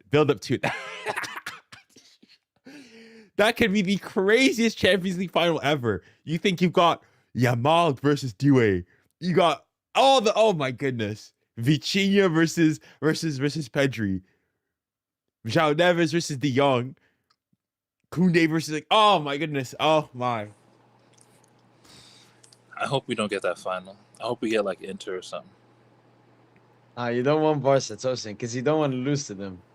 Yeah, I no, I don't yeah, I want the would. possibility of losing to Barca. I see. I think I'm on the same wavelength. But it would be a nice final. It would be a very No, good final. give me Barca, man. But honestly, at the moment, I'm focusing on the semi-final because it just changed. I had Madrid in my head the entire time. Now we're gonna face fucking Arsenal, man. That terrorism side, man. The thing is, oh my goodness. You know the funny thing is, bro. You know what? Like, I actually low key, I want Madrid to do it. I want Madrid to win. I want Madrid to do the because first it was both hate. Now I actually want Madrid to win because the way I just don't see how they do it, man. But I could see Madrid being like 2-0 up or something. But Arsenal are gonna get a goal. They're gonna get a goal somehow, some way. And once Arsenal get a goal, I think that's the end of the tie. Because even a 3-1 is not enough for Madrid. Yeah, no, they're cooked. We're gonna play Arsenal. Yeah, they're cooked. Yeah, it's Arsenal are through. I'm you know what I can't believe I'm actually doing it. I just want Madrid to do it. Because the way especially no, but here how do you feel though? Like do you Wait, think no, Real I Madrid can't can have come back? that. Huh? Like, do you actually think Real Madrid have a realistic chance? No, of I mean the making chances comeback? is like 10% chance that they win. It's Yeah. because they've never done it. No, look, I wanted them to go through, but no. The PR that Mbappe will get from this, man. Yeah, I agree. I I just witnessed the City game, and City were garbage. If he does it here, if he scores like a brace, a penalty, and a filthy tap in alongside the Jude tap in and a Rudiger corner, yeah, no. I know. I need the juice. Ballon d'Or. And look, those Declan Rice goals were just, I mean, Yeah. I don't know, man. Like Shaitan was in him that night, you know. I don't know what it was, bro. He just scored 2 bangers. 2 bangers, dude. Like that second free kick is no goalkeeper in the world is saving that. I mean, even the Not first even one. Donnarumma. Not even Donnarumma. Yeah, that Yes. second was crazy. Crazy. The thing is, what I don't like now, all of a sudden, you've got people, I mean, delusional Arsenal fans saying, Declan Rice Ballon d'Or. Declan Rice. Like, I saw some that's guy, gross. That's super Patch gross. Football, some on YouTube, they went and they made a midfield. He's like, oh, like based on Declan Rice's performance, like what's the best midfielder in the world currently, so on and so forth. Okay, I'm going and see Declan Rice is in there, Jude is in there, and Pedri's in there. Okay, that's already bad. The thing is though, but the thing is, he had like a list of who could make it in there. Vitinha is nowhere to be found. I go to the comments, Vitinha is not even in the mention. No one is even talking about Vitinha. Yeah, because that's probably a channel for casuals and Premtards. Premtards and casuals, it's interchangeable. Bellingham and Rice, man. Two Fugazi players. But I mean, Rice is good. But he's both not. of them not. just. Bro, I'm sorry. Both of them, they're like good mid. They're good mid. Good mid. Yeah, pack. they're high grade mid. High grade mid. 7 out of 10 players. No one's gonna fool me that Declan Rice is some world beater. I'm sorry. Great goals, huge for his career. Probably justifies his 100 million price tag, especially with most Arsenal fans and Premier League fans. But he's not that guy. He's not that guy.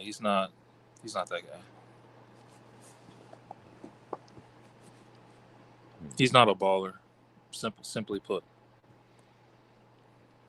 No, I agree. I have another opportunity here. So this was when Ramsey slipped, and oh yeah. What I love from Dembele here is just I just want to go through. I just want to go through again. Just goes at the defenders immediately. Gets the 1-2 with Hakimi. Takes all of this attention, like 4 players nearly all following him. No, pause it right there. Pause. Look at this. 1, 2, 3, 4, 5, 6, 7, 8. 8 players deep in their box as well. This is terrorism football. Terrorism. Yeah. It's gross, dude. Oh my gosh, man. Vitinha should hit that first time as well. No, I actually like how Vitinha set that up for himself. The touch to set up the shot. He just got a little bit unlucky. Yeah, the shot was closer than like when I saw the replay. It was it wasn't. I thought he like missed it up by a fair amount, but looking back at the replay, it was actually fairly close. It was, man.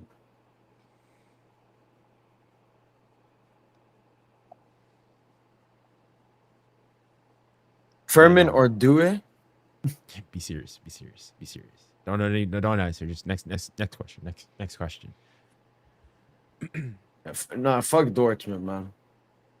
Yeah, just if they came to the park, or even if they're not playing like that.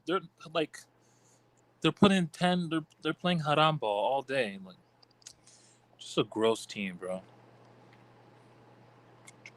That fucking clown Adeyemi, man, Karim Adeyemi, bro. When he played us, he was tracking back all game. All game he was tracking back. But here I am. I'm watching the Barca Dortmund highlights, and he's just leaving Dogmal. He's leaving his teammate Ben Sebaini on an island with Dogmal, man. It's just to get absolutely. He's leaving him in 2v1s, 3v1s even, just to get Bukaki'd by Barca's offense. And you seen Guirassi's misses? Yeah, like that was. Bro, that was such a great setup by Carney. I don't know how Guirassy just misses the ball entirely.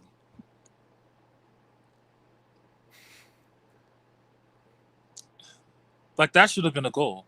Guirassy has to score that. It's whatever, man. Guirassy did have that one moment, though. Like, Carney, Kubarsi is food, by the way. Just from the highlights, he's food. He's food. Like, there was a cross that he met that he played it straight to Carney. Then it ended up being blocked, and then there was another play where Guirassy just turned him so easily. Like, I think he's food. He's food. Is he food for target, man? Or because I know he's not that good defensively and can make mistakes. I think he's food, G. Yo, this guy Rafinha, please stop dick riding him, and you have to stop, bro. He's so gross, man. This guy is gross. Like, that's the most shameless goal I've ever seen. That's so like, dude, Yeah. the ball is going in and he just so disgusting, man. It's like the shit you do in the playground. He's so gross, man. And then Top you say scorer, he's like 12 he's not goals. arrogant. You say he's not arrogant, and look at what No, he was no, doing in the no, league game. Look what he was doing in no, the league game no. more He's recently. changed. He's changed. He's Oh, changed. he's He's changed. changed. He's changed. Now he's changed. Yeah, yeah, yeah, yeah. He's a clown, G. I told you he was a clown, bro.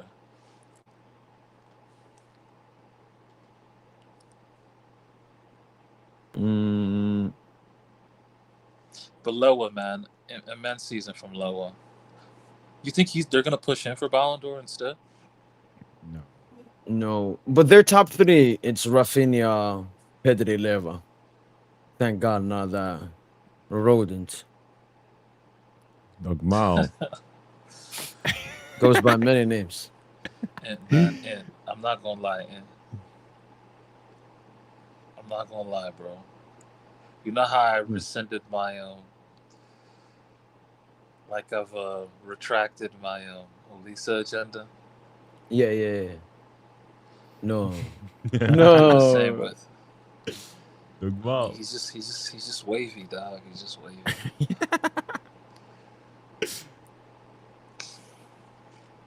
Well, letting me fight this war alone. Shit, man. I might. Yeah. I mean, I was They never gonna on have the to- Okay, Dogmal Joseph, you can, Joseph, you can hate him as a person. They're gonna have to try me for desertion, bro. I might have to leave you. No.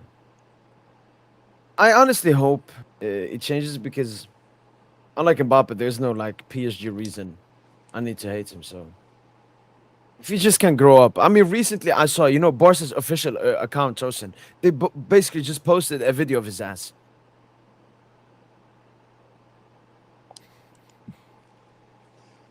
Yeah. Nah, fuck that though. The agenda's still kicking. It's still kicking. I'm just trolling. Like the agenda's still live and kicking.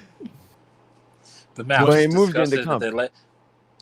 No, the comp was not. But no, honestly, fuck all that. Dortmund really just spreading cheeks, bro. They like this boulevards and boulevards of spaces, bro, in that game.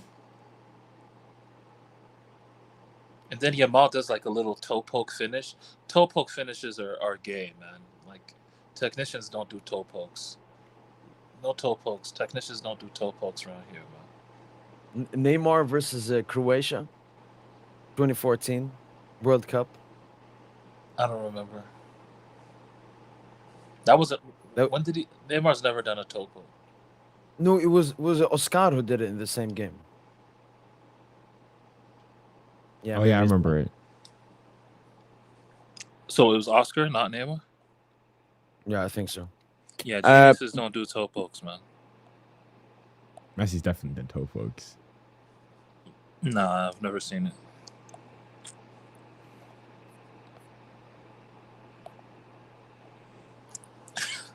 Tosin crying the river. That's fine, G.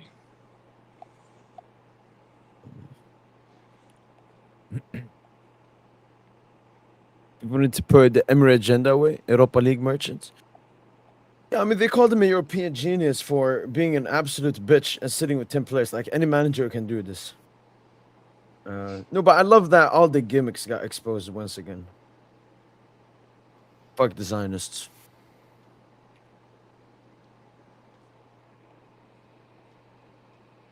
Man, that's nuts. We don't have a weekend game. Shit. Yeah. They moved. Was it the not game that they moved? Yeah, Yeah, I don't know why they just didn't move it earlier. Like, we could have had it on maybe Saturday. I think it was planned to be on Sunday. Yeah. I mean, the thing about Saturday, you think Sunday, and then Monday you need to travel because the game is on Tuesday. Doesn't give you much time. Yeah, but I mean, we've done that before. That's how we've done before.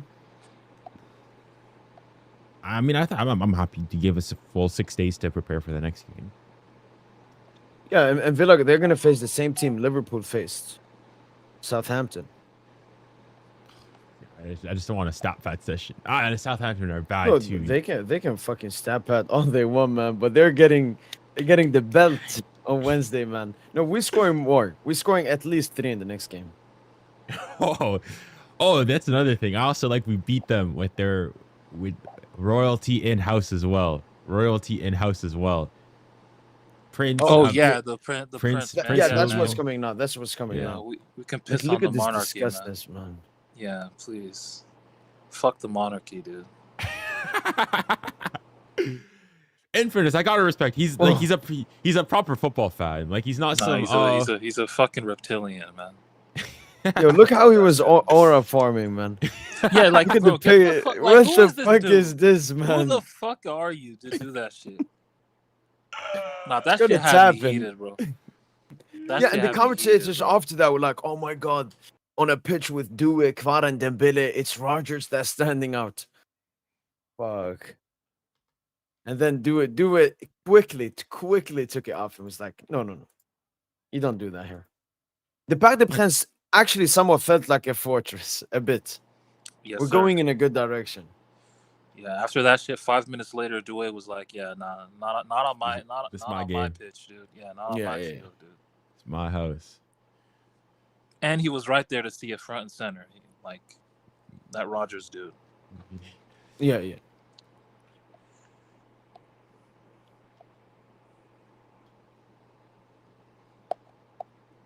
Yo, play the or you can't. Can you play the individual match comps, or you're still watching back the game? Yeah.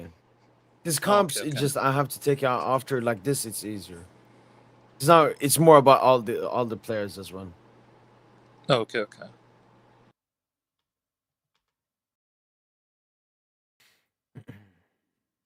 FC Barcelona, yeah, it's disgusting, man. Thomas Tuchel was in the stands as well. Thomas Tuchel, Didier Deschamps, who else was there? Guy Stéphane. There's a bunch of people there. Lavezzi, Pastore were there. Yeah, true. Yeah, you had 3 former PSG manager or 3 PSG or current or former PSG managers all in the same stadium. Just missing Poch and Galtier, and we had the last managers of the last couple of seasons. Shout out Lavezzi and Pastore though. They was at the game. I seen them. Yeah. I expected to see Verratti at the game. Shout out to Marquinhos as well. Marquinhos was at the game as well. Why are you shouting him out? No, he's soon not a PSG player. That's right. Oh, come respect Marquis. Respect Marquis, man. No, Like, I know bro. Marquis would be there every single game. Like he would be a bigger PSG fan than like Thiago Silva, Verratti, Pastore. Like Marquis. You don't like that, like, bro. You No, have a I Marquis. like that. You have a Marquis agenda. You have a Marquis player, agenda. Holy. It's time to end it. It's like time low to key. end it. You're probably Honestly, angry. today look, I saw Beraldo today. I was like, yeah, like this is basically Marquinhos. Like you see, You have a Marquis agenda. You have a Marquis agenda. Like, holy smoke, Loki. If we actually win the Champions League, you're gonna be like, it'd probably be a perfect night. The only bad thing is that Marquis would be the one lifting the trophy. Is probably what you'd be saying.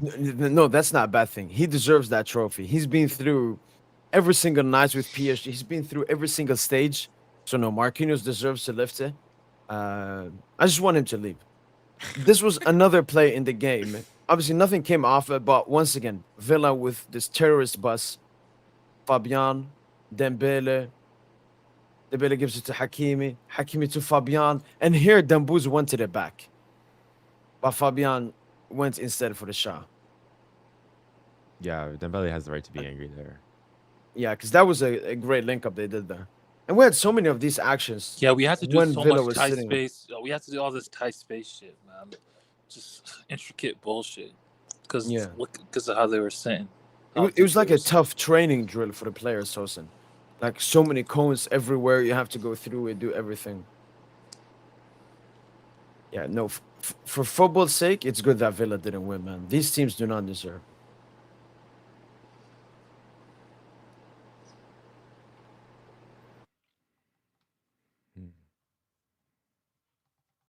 I just seeing my reaction. I nearly lost my voice when Dembele scored.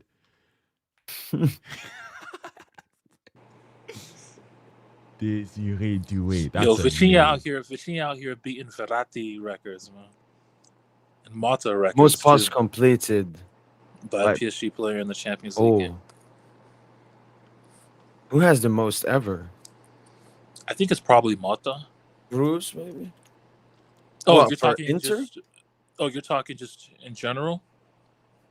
It's Yeah, like probably who maybe has like the... Xavi. Probably Xavi. Maybe Xavi Hernandez versus like Celtic or something, or Mata. I know Mata is up there as well. Players like Xabi Alonso, Mata. How could Mota Verratti, be there? obviously. Like, if Vitinha is already number one in PSG. No, I'm saying like he's amongst the. I'm sure Mata held the record before Vitinha's just surpassed it right now. Hmm. Yeah. I can't find him. Desiree Doué. What a name. What a flipping name, bro. That is a cold name. Desiree Doué. Desiree is desired and Doué is gifted. So he's gifted and desired. Oh my god. Whoa, Desiree No, Des. do is an industry plant. Do is definitely industry plant. He's too fake. He's too fake. He's too good. C'est fort, Des. Desiré, quel joueur. To be honest, that was far from a very good performance from Vitinha. Solid performance, but I think he could have tried more. Yo, where's this high standard everyone has started? Bro, we getting? were playing in a phone booth. Like, I don't know what you expect the players to do. There wasn't more they could do in this game, I felt. yeah, the more I'm thinking about it, like considering the game state, yeah.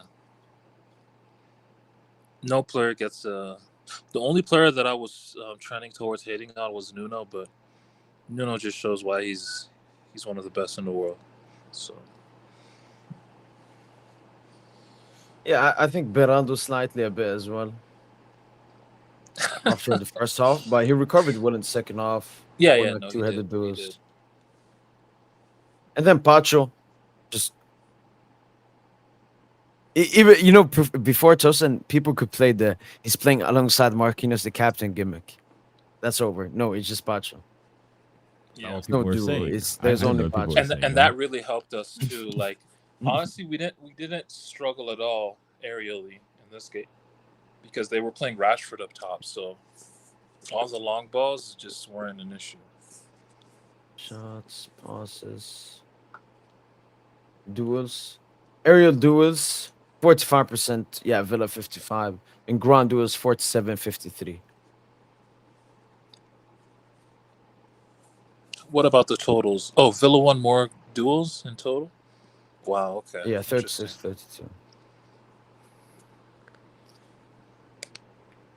Passes 840, 271. Opposition half 601.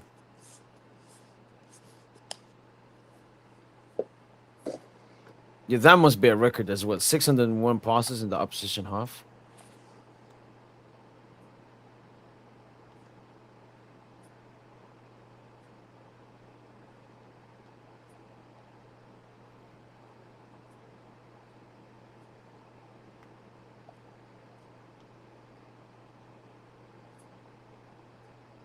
Top 3 centre back in the world this season. Agreed. Like he should be getting more hype than fucking Dog Barcy, bro. That's the thing. Anybody from Barca is just dog. Insert last name there. Yeah. Or He has bitch. to sound smooth though. Okay, who Like, also it doesn't- who also has a dog then from at Barca? Pedri? No, Pedri's okay.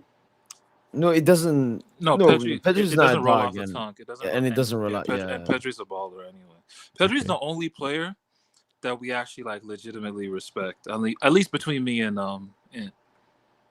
Yeah, and Cherokee as well, and Cherokee. yeah.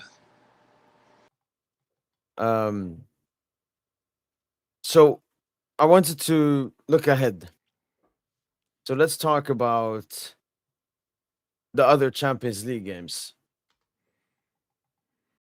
Madrid Arsenal. I think it's over. Even if Madrid score an early goal or Arsenal get a red card, I think it's over, man. And I know you It's should never doubt Madrid in the Champions League, but nah, fuck all that. That's like people just dick ride Madrid way too much, bro. Their juju is over. Mbappe came, their juju fucking died. It died. They went to Anfield. They never lose at Anfield. They lost. They lost to fucking Lille. Dude, AC their Milan juju at is home. dead. It's over. It's down. It's over. Madrid don't. That juju is gone. I know, Joseph, but you remember the City game? You remember the Juju in that first game? The Mbappe goal, the Jude goal at the end, Atletico But you know, game. City are kind of Team City Juju. have been having a very cursed season as well. So I mean, Okay, that Alvarez situation, Tosin. That was one of the most fucked up situations on live Gazy TV nonsense stuff. I have ever witnessed, man. but see, yeah, Alvarez misses his pen, but let's be real though. I mean, the game was the shootout was still in the balance. You know, Llorente just got True. Llorente super misses overconfident. Yeah, he was super overconfident. Hits the crossbar on his. No, boy, no. and You then- know what it is. And You then know what it is. Rudiger should have his pen should have been fucking saved, man. Oblak is a bitch. Oblak is a fucking clown, dude. Like, how do you not save that, bro? Like, help your team for once, you bitch. You know a theory that I actually think might have some credence. You know how we talk about interesting plans, so on and so forth.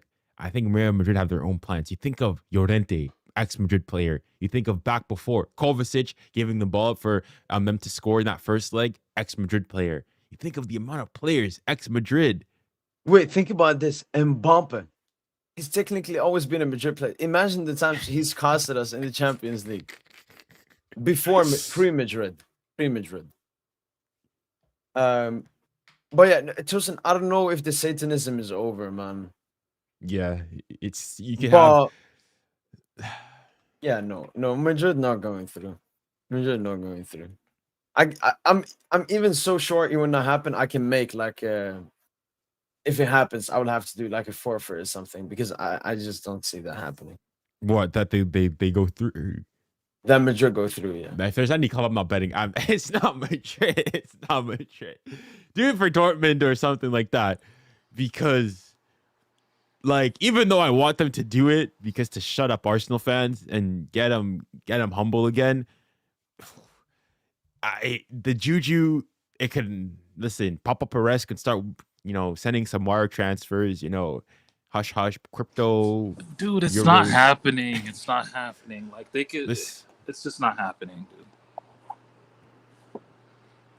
They're done. Where is it? Stick a fork. Wait. They're done. We felt Arsenal couldn't beat Madrid and destroy them. They did. So No, why I couldn't felt, they- to be honest, Imagine though, Mbappe scores 2 free kicks. I did feel Madrid would win, but it would be like a narrow kind of thing. Because Yeah. I still felt like Arsenal could definitely be in that tie. Like, there's no reason they couldn't be in that tie. But a lot of idiots were like, no, Arsenal have no chance. I was never on that train. Like, So everyone, man, even if people just Madrid I don't get like 2 how people Fugazi fucking goals, I don't like how people be dick riding Madrid, man. It's so gross. Like, they don't show any semblance of being a good team throughout the season, but people still be on their dick, bro. just because it's Madrid. It's Madrid. That's the thing. Because it's Madrid, dude. It's Madrid. Oh, fuck all that shit, man. I know, Tristan, but I was in the same boat before the Atletico game. I was in the same boat before both City ties. I was in the same boat Leipzig games last season, Bayern game when Bayern were leading 1-0. I was like, No, remember the Bayern, the Fugazi offside goal that they disallowed last year after Jose equalized. Yeah. Oh my god. This club needs to be exercised. Oh my gosh. You see, for me, Yeah, and I wanted my us to God. do that. I wanted us to do that. that's I agree. But like for me, low key, like Arsenal's personal hatred. Arsenal is personal hatred. But Real Madrid, listen, I don't know people in the chat. I don't know what you believe and whatnot. And and my parents always say, the spirit, bro, listen, Real Madrid, it's spiritual. Real Madrid, it's a spiritual. This club needs to be exercised. demons need to be exercised from the. Oh my goodness, Real Madrid. But you know what? I just think things are returning to normal since they signed Asbape, man. I really think everything's, tilting towards a balance. Yo, who just joined? PSG. Yo, can you hear me? Yo, what's good, G? Yo, what's good, thought- guys? Man, how you feeling, bro? Talk to us. Nah, I'm feeling good, man. The job has been done. And pretty confident win. Bit shaky with their goal, but it was in the pocket. Like, wasn't worried. Like, it's fucking Aston Villa. Saying it since yesterday. We're not stooping to their level. Yeah, yo. When Asensio came on, like, were y'all? Because he had that one shot. That Yeah, got like blocked. lucky my scar took a beat there. Yeah, but I mean, it was a non-event him coming on. To be honest. Yeah. But you gotta praise the finishing. I mean, Duez and Kvara. I mean, yeah. Geniuses, man. Yeah, bro, like that was crazy. Like that was crazy. Like, if you had to rank the goals, how would you rank them? I mean, Due gotta be one, man. I have to give Duez Okay. one. Especially like putting the context of the level of Due and Kvara and Due's first season, like in a club like this. The place where he shot the ball, he was almost off balance as well. And got also like Kvara, he did the fake shot and almost got the Sassi on his ass. No, that Underneath Kvara goal post. for me, man. I'll just edge it. No, Due's goal is unreal too. It's like a 9.5 out of 10. And also Kvara's is like a Dewey. 9.8. Yeah, you know why I would give it to Dewey? Because how the momentum shifted. Because after their goal, we were kind of scrambling. We were trying to get on our feet, trying to find something. And we knew the goal will get us back. We were trying to figure out how to get it. And for it to happen like that, just opened the game wild. Even it shook Aston Villa. Aston Villa were like, damn. they didn't know who to guard at that point. They were like, okay, now we're just have to sit back as much as possible. So that, I guess that's why I will give it to do it. To do it today, like, the guy keeps impressing me. I'm not gonna lie. Like, beside the goal, I guess what impressed me the most today is his like character. Like, he was playing with a lot of confidence. Like, the confidence that he was playing with, it was like big players' confidence. You know. Yeah. Like, no, guys, we're getting this win. Like, we're doing something. He's not backing out of the challenge. He's not folding to the pressure. No, man, he's there. Even if Dembele was being like targeted a lot, he was like, no, man, I got you, man. Like, we're doing this. So that's what I like the most today about Due. The only negative thing that I could say about Due is when the ball is in his feet, he doesn't like this. It doesn't get his head up. Like, he doesn't see who's around him as much. So that's why he keeps just dribbling, going into difficult areas. It annoyed me. There's one chance that actually annoyed me a little bit, where Hakimi intercepted the ball and he passed it to him. Vara was almost like in a better position, but because he didn't get his hand up, he just went to Dembele's. Was that the left-footed shot? side. Was that the left-footed shot or? No, he got the ball, with his back to the net, and when he turned, he didn't turn to Kvara's side. He turned it to Dembele's side and passed it to Dembele. But Kvara was in a better position. It was a ball from Martinez to, I think, McGinn, and Hakimi ran and intercepted it. Oh, the first okay. half. I know. Okay, I know. I think I remember. Yeah. That one kind of a little bit, but overall, I mean, the team was amazing, man. Like it was a decent performance against a team that sitting this deep. Well, yeah, I mean, the job is done. I'm considering the job is done. Away game, just expecting Barcola to get goal or an assist, and Dembele to get a goal or an assist. That's it.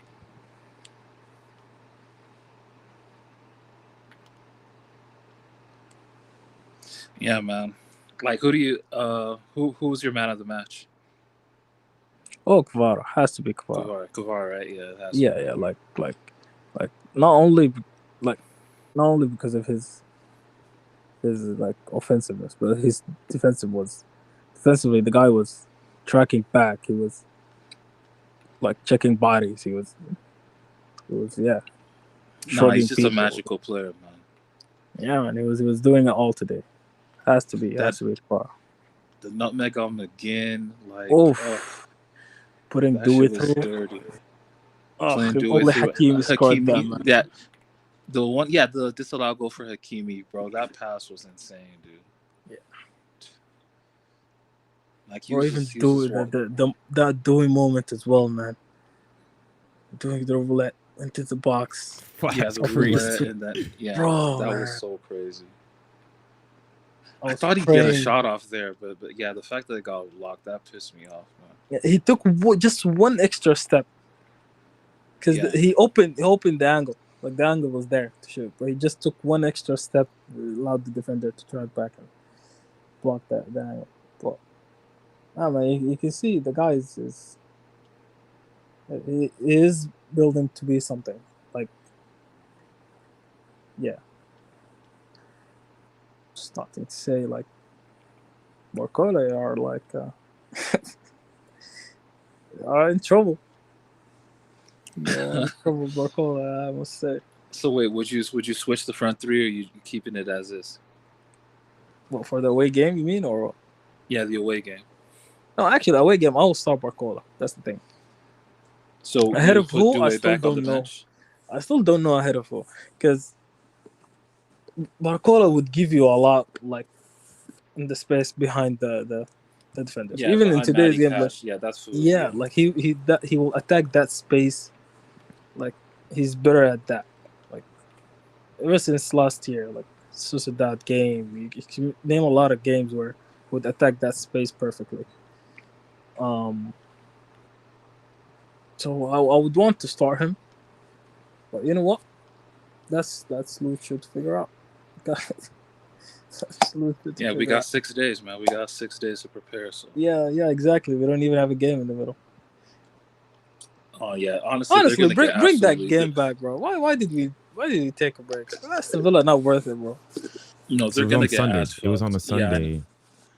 Yeah, but no, they're gonna get. Even if we played it on a Monday, bro, Aston Villa are trash, man. Yeah, Villa are gonna get absolutely ass fucked in the return leg. Like, they can't have that whole Villa Park, not like, oh, Villa Park, we can do something. Nah. The great thing about that is we actually killed that shit, especially with Anfield. We killed that whole narrative of like the away game, blah blah. Now, bro. No, but Villa fans before this tie, you know, they're like, oh man, Villa Park. They don't know what's gonna hit them when they come to Villa Park. We beat City. We beat what did they beat Arsenal? We drew to Liverpool. It's nonsense. Yeah, and when we destroyed all of these teams, so it's not.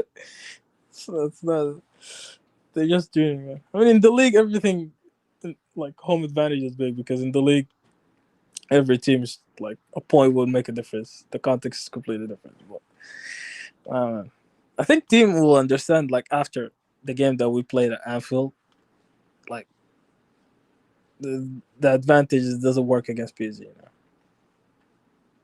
Like your home advantage is just. Thank God for that third goal, man. Yeah, honestly, third goal was very key. Oh, and Emiliano Martinez, man. Oh my God, man. The hate watch. Successful. Oh, bro. The way Nuno got him on the floor, bro. Nah, man, that's and Dewey getting a goal against it. That's honestly the best thing because the of the Frenchman comment that shut him Dewey up. said. Oh, Dewey said yeah, he's just another True. goalkeeper, That's a bro. good point. That's a Dewey good just said point. he's just That's a another very good goalkeeper, bro. point. We're gonna score, That's a bro. good point. And he That is a went and good scored the point. screamer, bro. Yo, that's a good point. Yeah, I forgot about his comments yesterday. Yo. Yeah, man. And I was like, I actually kind of went against him after that comment. Like, yo, chill, man. Be humble. Bro. He's just another goalkeeper, bro. We're just gonna go there. And he proved he's just another goalkeeper. 3 goals, every goal is better than the other one, bro. He was watching. Like, that's the best thing on Dewey's goal. He was filming the goal, bro. He was looking at it. He didn't dive, nothing. He was just filming it all the way getting in. And Kvara's goal, he didn't even see it. Yeah. Just didn't even see anything. Did Kavara's goals scrape the post? Yeah, it touched Emiliano Martinez, scraped the post and went in. Oh, thank God. Yeah, that's what. Like, typically when the ball hits the post, you know, or like the crossbar, you know, Yeah. it hits it square on, right? Yeah. It doesn't. We never get the bounce. That's today's game was about players just, you know, bringing that magic, man. In those Yeah, the moments, we moments. needed those magical moments. Yeah, the moments. Also, Because Villa yeah, were playing some disgusting 10 men behind the ball bullshit, man. did you see the lineup? Like, I expected it to be a defensive, but fuck me, man. What the hell was that lineup, bro? Yeah. Like, only Rashford. He just put Rashford there and was like, you know what? No, that's it. The rest of you guys, just all defensive. Fucking Unai Emery, man. God damn it. Christ. Fucking ass. Wait, any more moments from the game, Ed, that you want to highlight? I've actually been doing some other stuff in the meantime, but I will start watching it soon. Also, another point I wanted to raise was, you know how, like, a week ago, I think, when we were discussing about Dembele and Dembele's effect and everything, I remember we were saying that even if Dembele doesn't score, we believe other people will score. Today was just the proof of that. Yeah. Especially the first 2 goals, like, it was just Due's magic and Gvara's magic. You have 2 other Third players on goal. the front line, exactly. Bro. Yeah, exactly. And that's what we expect. Like, even, you would say Dembele is the main guy right now, but you'll also expect the other players to step up and score goals. That was it. Yeah, and I'm gonna be honest. I knew Kvara had that in him, especially for the disallowed goal versus Liverpool, but I didn't think Dewey had it in him. Yeah, Due. No, what a goal from doing, man. Well, all the Bayern, like, salty Bayern fans crying for him, and when he didn't go, they were like, nah, he's not that good. Where are they now, man? What about? I think I remember some clown tweeted, Matt Due, if he went to Bayern, he'd be shining even more. So it's just some. Yeah, the Who is Tottenham guy. That inverted guy? Yeah. Yeah. Like, Inverted wing or something. What the fuck kind of take is that, dude? No, but Justin, even now, I just saw his tweet. He said that Arsenal and Inter beating this PSG side, by the way. Who? No, Who said this? No. I think this guy's Some whole Spurs page fan. is just rage bait. Like, No, if you I look don't through know. What's his name? What's his name? Inverted wing. If you look through his tweets, all of them, you'd see he's just rage baiting. Like, I think that's it's always a prem-tard. It's always some prem-tard. They always just got to be fucking dorks. Like, it's always prem-tards, man.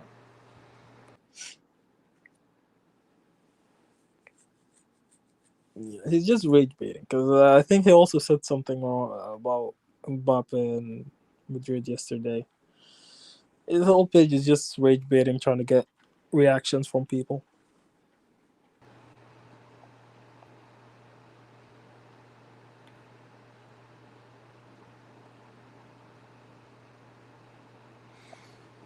Oh, man, Or- Emery, man. What a clown you are, man. they panned the camera to him. He was doing this, like, oh, I'm cooking Oh. up a masterclass. He didn't. No, he didn't. Nah, that Rogers celebration is still sending me, bro. Like, Yeah, he bro. gassed What you, what man. was that? First thing he did, the cold celebration. Okay, you know what? I'll give you that. And then he stood like Thierry Henry on the flag. I was like, Yeah, no, get you're the doing too fuck much, outta man. here with that. Yeah. Like, what are you doing now, bro? I mean, it's not. I mean, it's just Nah, a continuation. Fuck that. It's a Nah, continuation. fuck all that, man. I mean, I'm just angry that he's done it against us, but like if Dewey does that at Villa Park, you guys are saying cold, right? Yeah, obviously. Exactly. So it's just No. I'm just saying, like, for example, Due against Liverpool, he did that when the game was over, when he scored the winning pen. When you do a cold celebration like that in the beginning of a game, like 30 minutes in, you're taking a huge risk because he can clap back on you. And it did Also, clap back on after- him. and- What, and, he like, thought he when was gonna Dewey win the scored- game? And the goals we score bangers, you know? Like this Nah, man man, doing that you know shit what? after a tap in in the 6-yard area. It's something True. any of us could do. Like, Actually, man. actually, you know, actually thinking about it, if Dewey after that goal did the cold celebration, bro, that would have been amazing, man. That would have been like, that would have been amazing, man. No, it doesn't. No, it doesn't make sense. Doesn't make sense. The cold celebration is like, you know, in French we say, oh, yes. In French we say, la climatisation. You've like, I don't even know what's the. Basically, you've silenced the crowd. Basically, I don't know. You can't do the cold celebration in your own stadium if he scores this. No, I mean, you were silencing him basically. You were No, silencing. but I mean, you do that like the cold celebration when Dude did it. It's like Anfield was silent. You could hear a pin drop. Obviously, by the PSG supporters, were going mental. But him doing that, you know, cold celebration, it's just like, I mean, doing it at the park. I don't think you'd have that near. If he does it away, he scores. Then yeah, it's cold. But he did the Mbappe celebration though. Yeah. Which we wouldn't talk about, I guess. Well, at least recently, he's been doing it more than Mbappe himself. Oh. I mean, is it false? I mean, Dude's on a good scoring run. Yeah, you know what? I'm with you on that one. what did Emery? Are there any comments after the game? I loved Vitinha's comments after the game. Kvara's comments were also good. I don't know if you saw them. We went seen like anything. on a CBS. Yeah, it was with the Henri Richards thingy. Okay, Wait. Nuno Mendes. These 2 goal lead give us confidence, but there's another game. We have to rest a little, continue for the next game, and do the same thing we did today. The moment of my 100%. goal, I saw that the goalkeeper was a bit close, so I tried to do something different, and I succeeded. So I'm very happy for that. We know the fans are still there. They've been there from the beginning. Every minute, we know we can count on them, and that's what we're going to do. So Nuno Mendes still, you know, keeping respectful for the second leg and so on.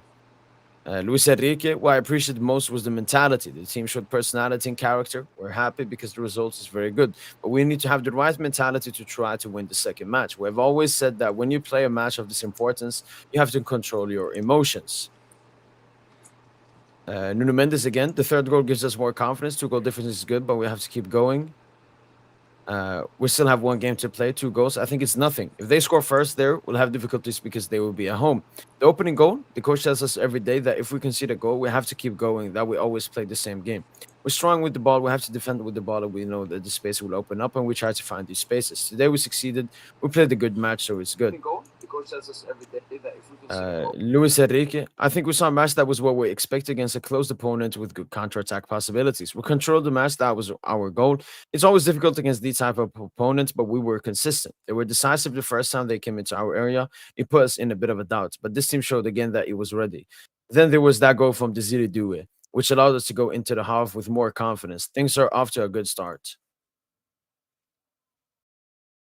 When a team opens the scoring without having created any chances, it's difficult. But it's happened to us before, and the team always the same way to overcome problems. The result reflects the difference between us and them and our fighting spirit. I think that throughout the season, there were quite a few delicate moments. We've already been through this kind of situation because football isn't always fair. You have to keep focusing on your strengths. if you look at what happened yesterday, Tuesday, we all agree that it doesn't make much sense to talk about favorites in this competition. That means we want to win the return match. We're going there to win. We don't know how to play any other way, how to calculate, how to play in a low block. We're not working on it. It's going to be difficult, but these are our weapons, and that's what we're going to try to do. Before matches, we always try to imagine what the opponent is going to do. We've seen a lot of Aston Villa matches. They've always attacked a lot, bringing the ball out from behind. We force them to play long balls. We deserve the result. And that's another thing. Like, Aston Villa never dared to play out of the press. Pussies. Vitinha, we played well. It's a deserved result as usual. It's not over. There's a second match. We'll have to be ready, but it's a good victory. We reacted well once again. That's the strength of this team. We have to take advantage of this momentum. No, it's not over. The Champions League is terrible. We'll be ready. We'll play a good match there. Incredible. It's great for Desiree Doué and Khvicha Kvaratskhelia. These are two incredible goals. It's still important. I don't know if it changes anything, but it's still important. We felt that Aston Villa wanted to keep the 2-1. And I agree with that. When it was like Villa were okay with the 2-1, I understand it because they knew if they opened up a bit more, it would be worse for them. But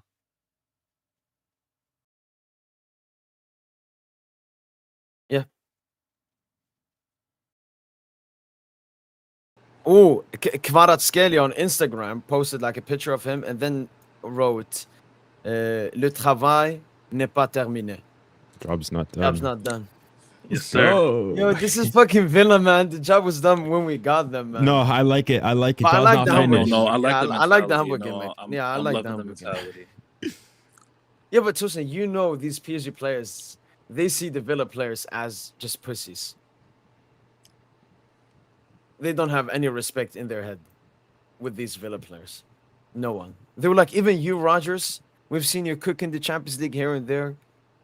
Because compare this Villa performance, obviously they were at home in that game, but compare this Villa game to the game versus Bayern. Completely different. That's how Villa saw this game going to be, similar to how they played Bayern.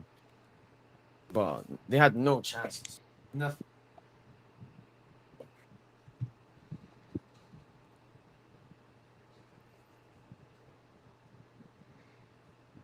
They tried a few times, but the ratio between our counter press and their quality from the back was too big.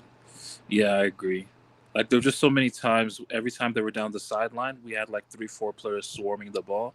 They just couldn't get out, like Rogers in particular.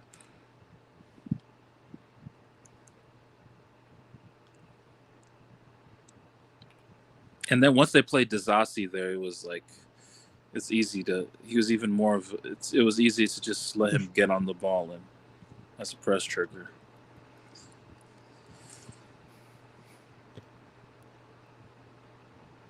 Yeah, they're not, this team is just, yeah, they're not good. Villa are not good. Like, if they played an open game, they would have got, I think we're going to play even better in the second leg. I'm not going to lie. After today, like, I think we're going to play even better. Okay, Like, I'm I gonna can ask see, this. I can genuinely see like Dembu's hat trick, Kvara, you know, Barcola. Like, I can see like a 4-5-0 type of game in the second leg.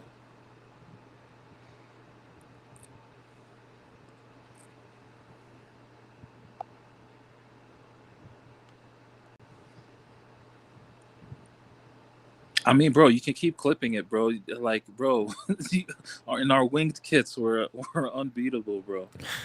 Wait, what is it clipping? Clipping me saying that we're gonna destroy Villa Park. Oh. Oh you yeah, can another clip thing when I it comes noticed. to You know what I bigger noticed with games, man. Dembu's too? Dembu's only scores in that kit as well in the Champions League. So it's gonna. Yo. I didn't know that. Yeah, he hasn't scored a single one in the home kit. Let me Who? think. No, he hasn't. No. Who? Dembele. Oh. When Dembu's wears the winged kit, he always scores in Champions League. But Nuno has 2 goals now with that kit, right? Yeah. Even Nuno, one versus Salzburg, right? And today. No, 3. We can't. No, Girona No, as actually, well. no. Salzburg, we played with the home kit. No, Girona, Yeah. Girona, and this one. Hirona. Okay. Well, Hirona was an own goal. Where Wait, Girona? I don't know. We played with the home kit against Girona. Yeah, no, Yeah. Nuno scored in 3 home kits. Girona, Salzburg and in this today. game. Oh, okay. Yeah, he only scores in the home kit. Okay, that's true. That is true.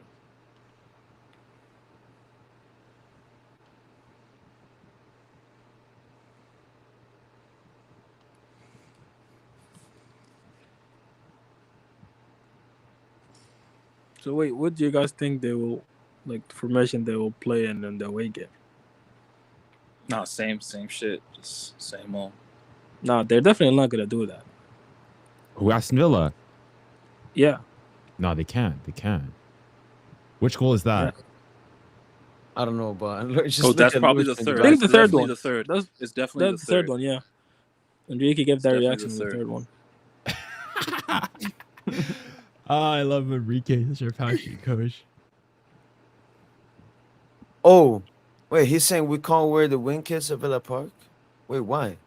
The home kit is purple, our one is dark blue. Yeah, I No, don't. They're different. They're different. They're different enough. Yeah, and they wear like a white. They wear white shorts. Yeah, no, they're different So- enough. They're definitely different Yeah. enough. Yeah. It's like it's a claret. That's their color. Ours is a dark blue. They're different enough.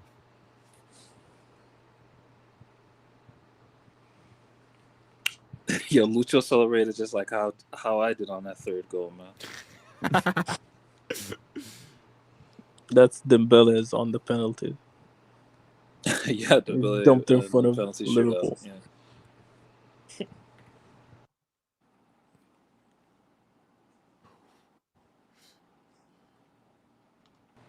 You know, the But, only guy who would actually worry me in that team was actually gonna be Madsen, and he didn't play. Yeah, I know what you mean because like in the Dortmund leg, Yeah, because of the him Dortmund and him and Sancho. Adeyemi, like down that flank, they kind of neutralized our flank last season because they had the speed to match. Maybe not, obviously not the same skills, but the speed. Like No, kinda but there was. neutralized. I remember there were 2 times where he was like almost a 1-on-1 with Hakim, and he cooked Hakim. I remember that. Yeah. So that's the only guy that I was kind of worried about, and he's fast. Like, the guy is really fast. But he didn't even play. So thank you, whatever.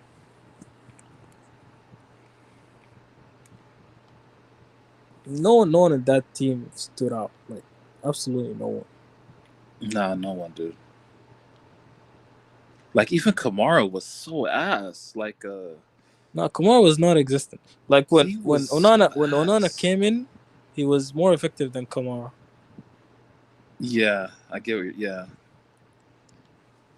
Like, Onana, because he's a bit physical and tall. Like, he And intercepted a super couple leggy. balls. Yeah, and, yeah. he was doing more.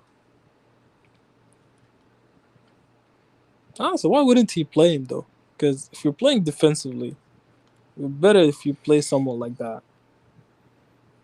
I just think I mean Villa have not been starting him, so based on their recent like 11s Oh. and stuff.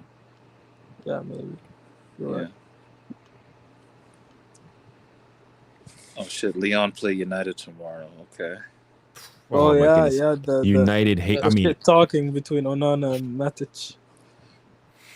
Yeah, Yeah, honestly, yeah. bro, I'm not gonna lie, bro. I kind of respected what Matic said in response, bro. Like, No, like, what? who the No, fuck- Onana can't say that. You can't say that. man. Yeah. but what yeah. First happened? of all, What did he it's wrong. say? First, he said like United plays level head. Like Leon players are a level below United. Oh, yeah. And first of all, it's factually wrong. I do agree. Like Leon, they can improve that midfield and defense. But I think United, Leon, you could say team wise, I No, mean, the response he- was same you level. could tell Matic was like definitely a Mourinho guy, because that was just textbook Mourinho. Yeah. His response, his response was Yeah. straight out of the Mourinho play. Like look at him. Mourinho Look took at him. Matic to 3 teams, if I'm not mistaken. He took him to Roma, United, and then United, took him again to Chelsea. Roma. Yeah. Chelsea He was with him twice. with Chelsea. Was it Chelsea twice? not twice, just once. Yeah. Chelsea, United, and Roma. Yeah. Yeah. The response was amazing. I think the main thing that United doesn't they don't want to get into their head that they are bad, which is affecting them even more. Like Who? they still didn't hit them. United players. Yeah. Like the level that they're at right now. It's Where's horrible. the game? Is it an old toilet or at Leon's home ground? And Leon. Oh, Leon's home ground. Just Okay. an old toilet. No, United actually have a much better chance away. Honestly, I can see United edge it out. I'm not gonna lie to y'all, because Yeah, I'm not Leon, saying they're they're just not not. edging They're it, not but- serious. Leon are just not serious. Like Fonseca needs to coach a quality game. Fonseca's capable. It's just, yeah, it's a close tie. Because Bruno Fernandes is still. I feel like he'll be huge in that kind of tie. He'll just get spaces. He'll get a lot of space to. Yeah, he's the been the defense only open. guy who's almost semi-consistent to some extent in that team. So you would expect Yeah. him to kind of show something. Yeah. But the rest of the team is just very it's honestly a shame what happened. Cherky need to show himself, man. If Cherky flops in this tie, we're gonna have to hide out for a little bit. Cherky FC, man. As the president of the Cherky fan club, we're gonna have to I agree. No, because Lay you know low what's a gonna little happen? You know what's gonna happen? All of a sudden, I need Shirky to drop a masterclass. All of a sudden, you're gonna hear everyone from England. Shirky, I was not aware of your game. Shirky this, Shirky that. This is what I don't like about especially Premtards, as you call him, is that all of a sudden it's a player isn't good until he faces an English team, and then all of a sudden, what a player he is. What a player You he is. definitely. By the way, you're definitely gonna hear the reports saying after the game, United are eyeing up for Cherky and stuff. I don't think he's That's gonna be. I've seen that report. I've already seen that report. I mean, Oh, if you're Shirky, I mean, why would you wouldn't go? Surely not. I mean, No, United you are don't- you desperate definitely for don't. anyone at this point. They will take anyone. I mean, the United. United actually almost signed Cherky when he was 16. Jean-Michel Aulas, the last Lyon president, he was able to stop it last minute, but they were very close to signing him back when he was 15, 16. So yeah, he's had some history with United. Cherky. I hope Leon do it though. Yeah, no, I need a Prem hate watch. For me in Europe, unless it's Spurs, Prem hate watch every single team. In Europe, I have a Prem agenda. How do y'all feel about Arsenal, man? Let's be real. Their low block. If we found Villa's satanic, what will we find Arsenal's? Oh yeah, Arsenal's low block are worse. The thing But is, let me say this though: they don't have Gabriel. True, but when you're playing on a low block like that, it's mainly the midfielders who are doing all the tough work. Yeah, the covering, Yeah. So we're gonna see that. By the way, we're gonna see on the Santiago, they're gonna be the most haram ball you will ever see. the thing is, Arsenal fans are they are gloating. They're saying they are they said they want to see this haram terrorist. They enjoy disgust. They said I mean, they're obviously exaggerating, but they're I don't want a player. They want 2 goalkeepers, 5 defenders. They don't want anybody going above halfway. They're going to play some disgusting football. Yeah, they do. It's sad, it's a good thing Wenger isn't dead, but I know he just grimaces. He'd be rolling over in his grave if he was, man. Just hearing that shit. No, but I think with Arsenal now, the main issue it's gonna be with set pieces free kicks, because all their goals were from dead ball situation. Okay, the Marino goal, no, but and it's not something that you wouldn't get. It's not like a penalty that you would every game you will have free kicks and corners. If you just play the game. So And you have to think also the 2 goal. Well, I mean, one of the goals that we conceded against them was from a free kick in a corner. Was from free kick. I mean, to count that even as a free kick is I mean- like anyways. Yo, JP Team FC in the chat. I agree with you wholeheartedly, man. I feel like Hakimi is the true captain of this team. I do feel he's the true captain. No disrespect to number 5, but Yeah, I remember there was once he was complaining to the ref like intensely. You remember that what action that was? It was the penalty, the handball. I think it was the handball where Tillemans. Oh yeah, yeah. That goal, I Nice. think it With was. Never Nuno, in it. yeah. Yeah. I mean, it wasn't handball. It wasn't handball. Yeah, I mean, yeah, it's normal it's- position.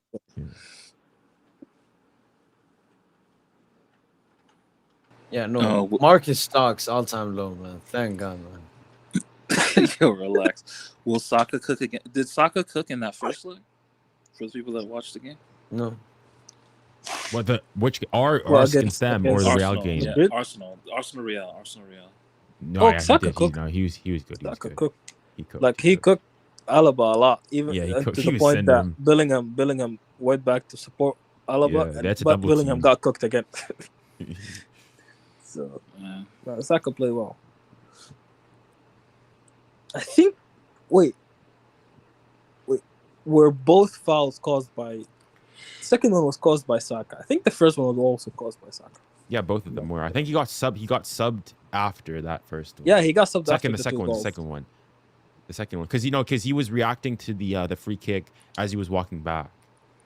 Yeah, but the first one, I'm trying to remember who caused it. Second one was Bellingham. First one was First one was Alaba. I'm saying like the Arsenal player who was who had the Bellingham. I ball. mean, it was Saka. It was Saka on both. I'm pretty sure. He's Saka, just a Nigerian Grealish, man. Saka, He's just a what? Nigerian Grealish. No. Saka. I respect Saka. Saka's No. good. Very Saka's good, very good at winning fouls. He's very good at winning fouls. That's all he's good for. No, but Saka's good. Saka's good. Saka's good. Yeah, Saka's you good. kind of like comparing anyone to Grealish is kind of a disrespect at this point. Yeah, I mean, the thing is, it's not Yeah, even that- talked about. Grealish, like how much of a transfer bust he is, just not talked about.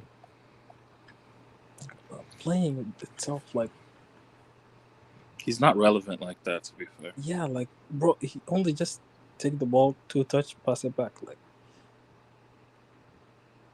I think like he's the player most people think about when they say wingers. The winger position is dead because no one takes on their man anymore.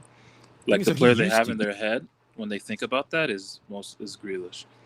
yeah, it's that way. I guess yeah. The thing is, though, he used to do that. Him at Villa, he actually did take people on and go past and like.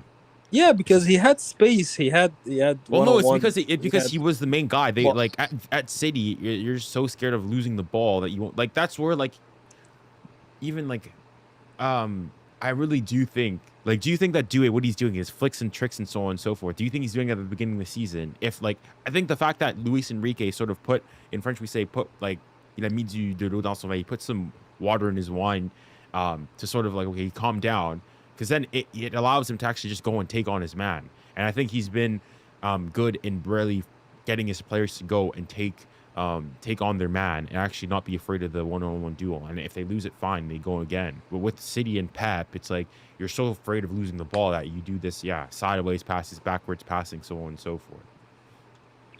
Well, what I would say is, let's say for Grealish, if we're taking the same profile as Grealish, with Villa he had a lot of space. Okay, he plays in the space. He can flank on that left. He can take one-on-ones. Okay, when you go to a team like City and the way that they play, you know that the opponent is going to be like tight. Like there's not going to be any space. So any player will try and adjust and try and adapt, try and improve. But Grealish, none of that happened. Like if you could look at all the players that are developing, if they go from like let's say a small team to a big team, they will try and adjust and adapt. With Doué, he was still doing tricks and everything, but the confidence and then the improvement wasn't there. But when he reached to that point, he started doing it like effectively.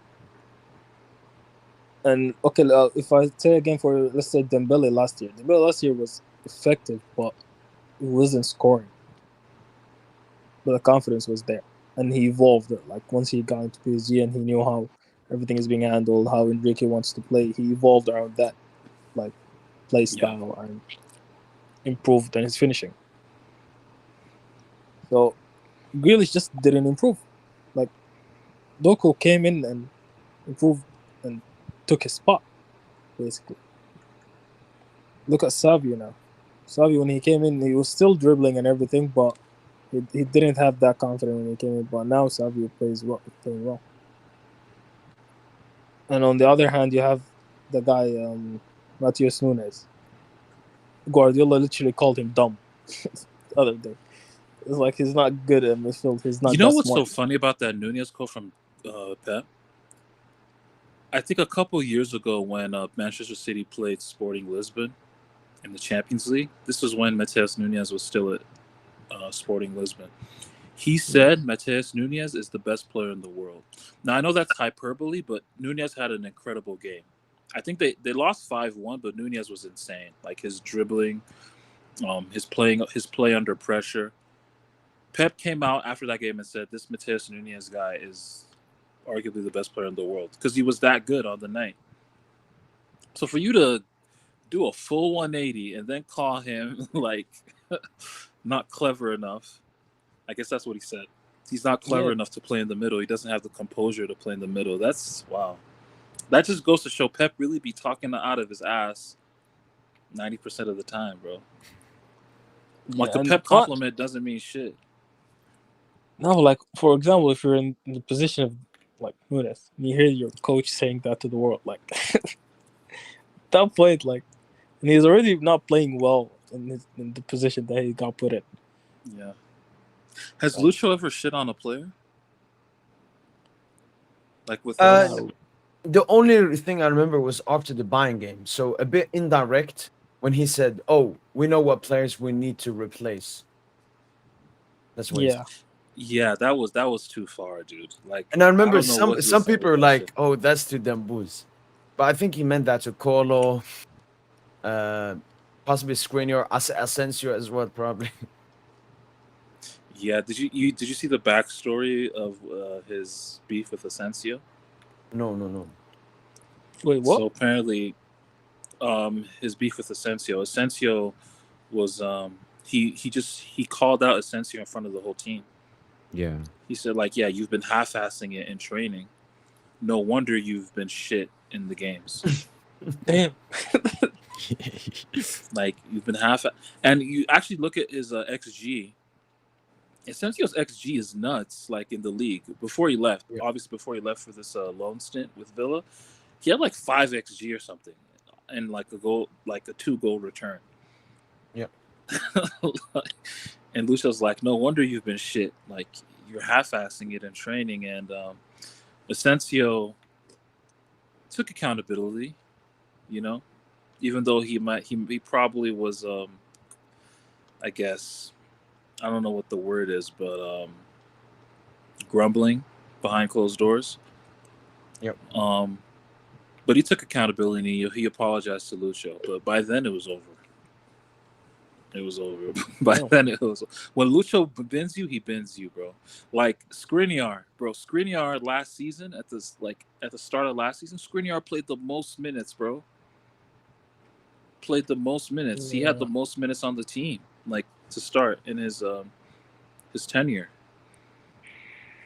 But I mean, all it took was one injury, and he tells him, "Yeah, you're not in my plans." That's what I fear is going to happen to Lucas Hernandez. I'm not going to lie.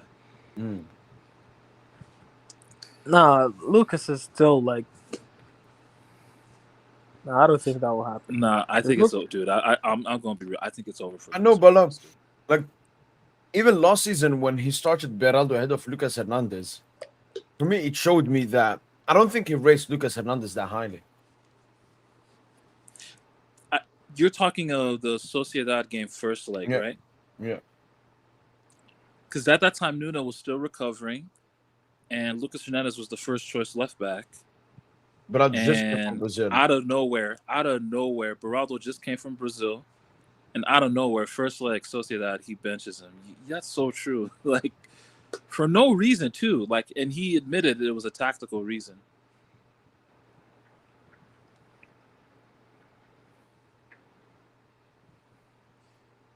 Yeah, man. It's Lucho's a cold motherfucker, man. He's a And cold shout out to motherfucker. him for just Dembele this season as well. Like Lucho was a Yeah. great father figure for him. Oh yeah, even Dewey. I honestly give a lot of praise to Enrique for how Dewey improved. I mean, this quickly as well. I mean, I you have know, to think but it's I just a couple of players now. You have him. You've got Barcola last year as well. Fabian Like- Ruiz. Yeah, Fabian, Vitinha last year. Holy. Vitinha. Wait, are you dropping the Agenda Junior? Oh wait, I'm Don Fabian Agenda. Fabian Ruiz, Don Fabian Redondo Ruiz. You gonna drop that shit? Mr. Senor Fabian Ruiz Peña is he's good. He's good. Disculpa, good. disculpa. Exactly. That's what you got it. Disculpe. Exactly. Disculpe. I was not aware of your No, game. But I agree. Like I was completely unhappy with Fabian in the first period of the season. But he's been Bro, immense. people need to tell me when did this happen? When did this event happen? When did Saka cook Nuno Mendes, man? You're probably a prem-tard. You gotta show me where Saka cooked Nuno Mendes, man. He had him on a couple ones. I mean, I don't remember the game. No, I think it stop. was He had, only like, the it was, foul. like, one The action. foul. There was like one action, and then like he won a foul. Like I mean, it was the foul that caused the goal. I think. yeah, all Donnarumma's fault. Oh, by the way, the goal is it like 100% on Nuno? Or No, did you guys 100% say on what? Donna. 100% on Donna. You can't let that go past you, bro. No, I meant today's. Today's, Okay, here yeah, I- it's on him. Oh, it's on today's him. goal. Oh it's- yeah, it's on him. Okay, here I have one.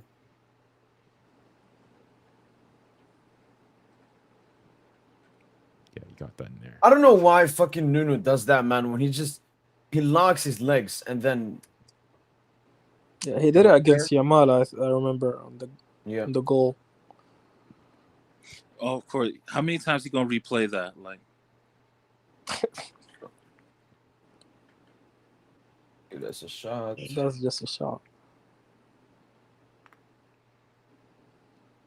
this is from an Arsenal fan, bro. Please, man. I know, Bullshit. but even from Bro, they're we not only showing have the one. duels he won. They're not showing the duels he won, dude. Okay, so here Nuno lost the ball. No, I know we're just strictly looking at this from like the positive Saka thing, but he's only cooked him once. Oh, I'm so wanna beat this Arsenal team, man. Oh my god, man. Fucking terrible team, man.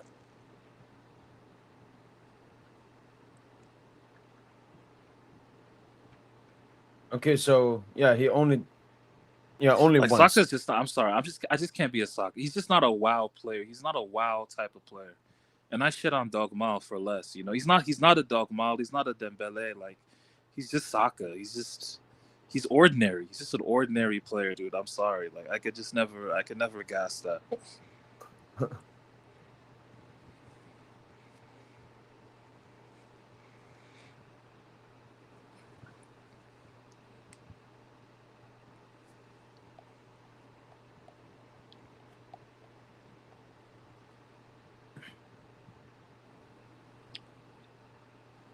Yeah, we need Arsenal, man. We need to smoke Arsenal. Cause them boys are still talking about that game from fucking October, a lifetime ago. Bro, by the way, today, because basically the semifinal is almost like guaranteed us and them. Bro, I from now I'm seeing like pictures of that game. They're like posting the 2-0 and shit. I'm like, oh my god, this is gonna be generational. This is gonna be generational cooking for Arsenal. And now because they're talking so loud, everyone is against them. Like everyone is gonna be watching an Arsenal. Yeah, And we're gonna as have all soon of as- England on our side finally. For Yeah, once. we're gonna have everyone on our side. Even Liverpool fans are on our side at this moment. So everyone is just gonna be one. The only people who would be on the Arsenal side are Barca fans, probably. They wouldn't want us to reach the final. Do you think Madrid fans would still? Whose side do you think they'd be on? Madrid fans? Yeah, Oh, they'd be on our side. I'm not sure. Yeah, Oh, well, I mean, if they got smacked by Barca, then then yeah. Yeah, I mean, look at how Arsenal are talking shit against them now. They're Sure, I guess definitely not gonna they'd be on our side. They'd be on our side. we didn't give them a reason to be not to be in our side. So Well, I mean, PSG. You think PSG, Madrid? I mean, just automatically like. yeah, but like everything got Sure. done when now you have Mbappe and he destroyed your team. Like you only have yourself to blame, and yeah. Plus this new project and everything. Like I'm seeing a lot of people, weirdly enough, siding with us. Like if you look, for example, like let's say whenever Fabrizio posts like a tweet on PSG or anything, even before you'd go into comments and you'd say everyone like small club, blah blah blah blah. But now everyone is like, I like this new project. I'm rooting for them. Like, Yeah, the way they move, which is weird. Not used to that, honestly. Not gonna lie, yeah, not gonna lie. I kind of like being the people that they don't rate us. It's a bit too weird. Yeah, man, I love being I love being the villain, man. I love the villain, yeah, arc. honestly. I love being the bad guy. But, we don't have the stars anymore. Like everyone's just too cute, or like too likable. Yeah. You know, we need to hijack like a star from the team. Like, bench him just. No, we just need players. We just need some of our players to be more dirty. Like Dembele needs to stop smiling. He needs to start picking fights with everyone. Guevara. Doué. I can see Doué getting hated because Doué has a very flashy play style. No, so but he's like kind of humble with it. Like no, he is humble. But yeah, like he's not a Neymar with it. Neymar would try and humiliate the person in front of him, even outside the field. He will try and talk shit. But Doué is just like, I'm being flashy to get something out of it and not to. Yeah. Like, who would be hated on our team? Honestly, I can't see anyone be hated like that. Hakimi and Dembele, I would say. Yeah, maybe. I could see. Especially from Barca fans with Dembele and... Oh, yeah, Barca fans, and Dembele is just like, yeah, main villain of the story at this point. Because Dembele kind of like... Bro celebrated his heart out with that goal. Like, no, for me it's not that. For me it's coming when he came off, clapping, the smiling, clapping, and then the smile on the benches and cheering. Oh my gosh, yeah, that was generational from Dembele. Arsenal will show us levels. This club ruined my boy's Neymar's legacy. No cap. Bro, fuck Neymar, dude. I'm sorry, bro. I'm gonna say it, dude. Fuck Neymar, dude. He's such a Barca dick rider. He's such a Barca did you see? Rider. Did you see his suggestion? Like his fucking prediction? Disgusting. And then a lot of you PSG fans because keep that same energy, like with Redacted and Mbappe. We cook him, and rightfully so. But keep that same energy with that fucking alcoholic, just dick riding Barca every chance he gets, man. I can't stand that shit, bro. Always dick. He did like a blind ranking where he put like Barca #1. He put like PSG at like 8th. So gross, man. No, you know what it is? Like he did like a prediction on the UCL. I think the video is out there Barca. Right now. Yeah, he picked Barca, right? He was like, they were like, okay, PSG against Villa. It was like PSG, and from that side he picked Real, and they were like, okay, PSG versus Real. It took a while. It was like, That's why I want Doué to stop dick riding it. Like, Doué, please, man, you're your own player. Like, obviously your body to ball coordination is Neymar-esque, but please, man, just please. And today it was an Mbappe celebration, right? Yeah, distance yourself away from that Neymar and distance yourself away from that Mbappe shit as well. Please, both. But please, man, distance yourself away from that Neymar shit, man. Like, Neymar bro. Neymar going to acknowledge Lamine. He going to acknowledge Nico Williams. He not going to acknowledge you, Doué. So fuck that shit, bro. Fuck He- that. eventually No, he fuck will. that nigga. Nah, Eventually. fuck that. No, he won't. No, he won't. Fuck that. Nah, Nah, he fuck won't. that, bro. I mean, it's kind of weird that he didn't so far. Thinking about it. Bro, like legit, bro. Neymar's biggest mistake in his career. This is a very unpopular opinion, and I've said this like 2 or 3 times already on the pod. But his biggest mistake was joining Barcelona. That was his biggest ever mistake in his career. No. Because from the point he left Wow. South America, he was 21 years old. He wasn't a teenager. When he left Santos, he was 21 years old. He was ready to be a protagonist from the moment he arrived in Europe. He should have never been playing, he should have never been playing like the number 2 option to Second fiddle. Pessi. Yeah, second fiddle to a Pessi. Like, No, 'cause what really- respect Messi. Respect Messi. no, I love Pessi. I just like to call him Pessi. It's just my thing. Yeah. But I love Pessi. But I'm just saying, like from the beginning, he should have always been a protagonist in his European career because he would have gotten more credit. You know?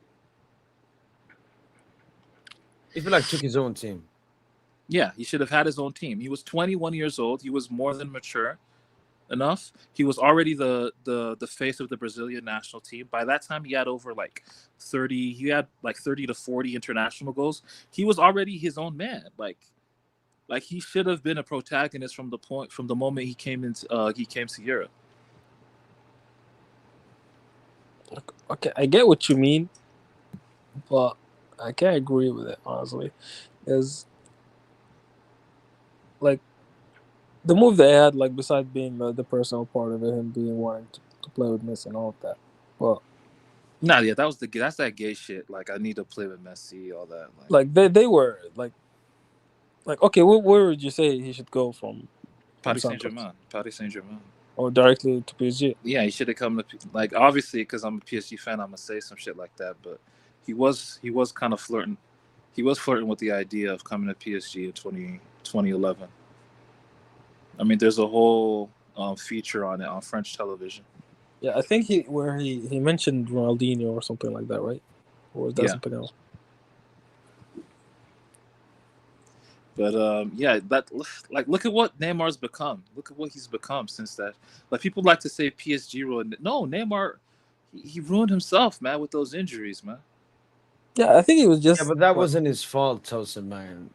Not all of them, but some of them he could have had. Like I think his lifestyle also didn't help him. Like obviously, like some of them was just unfortunate. His where he lifestyle goes, could have been better. His lifestyle could have been better as well. That's what I was about to say. Like, okay, if we're talking about injuries, I think the prime example of lifestyle and everything is Dembele. Because look at Dembele at Barca, look at Dembele in PSG. Like, yeah, but I think it's most a mental thing for Dembele. Like Dembele, what mentally changed for Dembele and the lifestyle, because that's what affects. Like when he's not. No, but Dembele, with Dembele, it's been like it's been since 2021.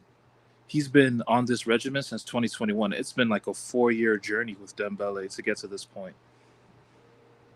Like this was while he was on, like when he was under Ronald Koeman. Koeman advised him like he needs to be more professional. He needs to take his career more seriously, and that's how he kind of changed a lot of those lifestyle habits. You know, staying up late, not having the best diet, a very high sodium diet, which does affect you. And you know, even Xavi was mentioning it. Like even Xavi was mentioning like he coming to training late and stuff, but he was like standing for him. Xavi wanted him, but he was still mentioning the fact that he comes to training late, or there were reports him staying up late playing video games and shit. Like the lifestyle was still like not the best. Yeah. But eventually he started working on it. Like Neymar tried. I mean, Neymar had his moments where he tried. Like he had a little vegetarian gimmick, like a pescatarian vegetarian gimmick while at PSG. I think this was like 2022-ish or 2021-ish. But Ney was just never serious, man. Yeah, and I think he couldn't deal with the amount of pressure that was on him. Like, I don't know. He The could guy have, was. like legit, honestly, bro. Ney has a strong mentality, but it's not as strong as we thought. Like, Yeah, like when he first came to PSG, he really embraced the villain role. He embraced it, dude. Like, and then I feel like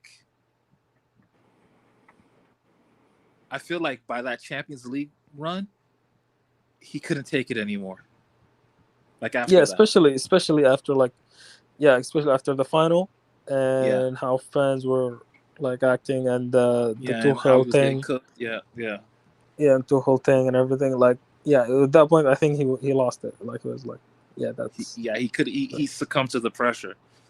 yeah. He succumbed to it. Like, No, I think it was also he got older. Like when you get older, you generally become less egotistical, apart of your Cristiano Ronaldo, and he starts becoming more of like Cristiano, team but oriented. he not Cristiano in the mental side. On the mental No, I side. agree. Like think about it, Tosin. Neymar wanting to leave PSG after 2 seasons, and yes, I understand it was really frustrating for him. He was injured for both of our knockout ties versus Madrid and United. But Tosin, for me, when he wanted to leave, that was like him giving up. Wilson He was well. like, "Nah, winning PSG's first Champions League, being my main man, it's too tough. It's too tough. It's too tough." That's what for me it felt when he wanted to leave. He was giving up. Then we forced him to stay, and then he came back on the grind again. But then I think what really ruined Neymar's time at PSG is when that fucking fraud Pessi joined the club. Like Neymar stopped giving a fuck after that. Yeah, Neymar was Then just the drama with Mbappe as well. Oh man, yeah. I need them to sit down once, like and talk about that, just by themselves. Because like they were good friends, they have so many good memories. They shouldn't ruin it like that. Especially because it was just raw competitiveness. Even though Mbappe is a donkey, it was just competitiveness. Like he just wanted to be the main man. Yeah, and I think the management didn't help as well because Exactly. Like when they just gave pens to Mbappe without telling Neymar, and then Neymar had to like see that in the middle of a game. yeah, That was very bad from the club. even behind the scenes, like reports, of course, feeding on it. Like with the management gave it the keys to Mbappe and everything, and Yeah. then they started feeding on what Mbappe is doesn't want Messi. Mbappe doesn't want Neymar.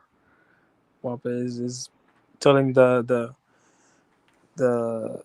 management, if Neymar stays, I'm gonna go to Madrid. And all of these reports, like, of course, you can know if it's right or wrong, but they definitely affected the whole thing. 100%. Actually, thinking about it now, do you guys remember when after every UCL or before UCL there was drama? Yeah, there's always a report before There big was UCL always game. drama. Always. Like, I mean, always it's drama. Bro, it's been a while since that happened. yeah. Like, I remember the team is like, when was it when the team was losing at halftime and reports came in like Galtier is sacked, and can't remember against what Just team, sacked? but it was last year. I mean, Was the it? year Are you before. talking during that drama as well, with him being racist? No, it was before. It was before. It was. I remember it was against. I can't remember the team, but it was a day game, and at halftime we were losing. Instantly, we were seeing reports like Galtier is sacked, Galtier is sacked, Galtier is sacked. Ugh. There was every week there will be something new, man. wait, what are y'all talking about right now? What the drama that used to happen in PSG. Like every week there will be new reports before UCL games or after the flaws. It's been a while since that happened. It peaked in the Pessi's first season, 21-22.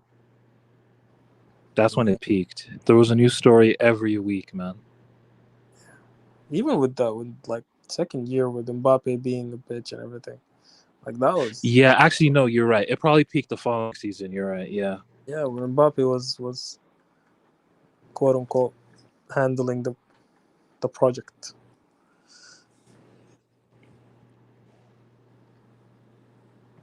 Damn, man. Yeah, and honestly, bro, it was like Ney not being able to handle the pressure fucked us as a team. It fucked PSG. If anything, he stalled us Wait, what because the fuck is at this that gimmick you're trying to play, Tosin? no, because at that point, Asbape got the keys, and we were way worse as a team.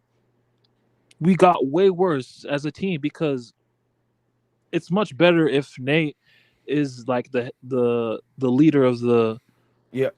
offense or of the offensive animation compared to like an Mbappe. Yep. But Nate's just stopped giving a shit. Stopped, like, his lifestyle wasn't the same, and it fucked us, man. It fucked the collective. And then he starts fucking cheerleading for Pesci to come.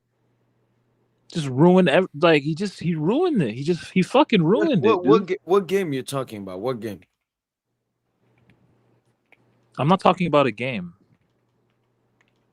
But you're talking about his mentality. It's not a single game. It's not a singular game you can point to. There's not. It's not a single game. Like, okay, if like, to be on like devil advocate here, no one helped in that position. I mean, for Neymar, like, the management wasn't helping, the fans weren't helping, the ultras wasn't helping. And no, I'm just trying to understand what are you saying? Like, that Neymar was injury prone, 100% understand. Could have done something in his lifestyle to change that 100%, but I don't understand his mentality. Like, every time I remember, that's one major difference between Neymar and Mbappe. Every time Neymar was on the pitch in a knockout stage, I saw that he cared. I saw that he played with passion. I saw that he gave it his all. Yeah, but mentality-wise, he wasn't a killer. He wasn't a killer, dude. He lost that killer he had those first couple seasons. He wasn't a killer, dude. It was way different. In like 2021, Tosin versus Bayern, I saw a killer in both legs. I saw a killer even versus City in the first. You want to know why? You want to know why I disagree?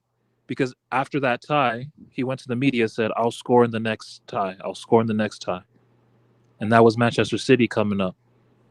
Yeah. Only had one good half, like the first half of the first leg. That's all. That's it.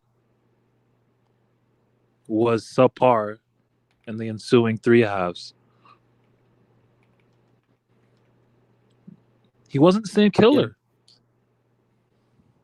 Okay, no, I agree. I agree that after basically we went to the final toast and he became more of a secondary man. Like, he was more of a mainly playmaker to Mbappe. Yeah, I mean, and he just lost that alpha gene he had. He lost it, dude. He wanted to be liked.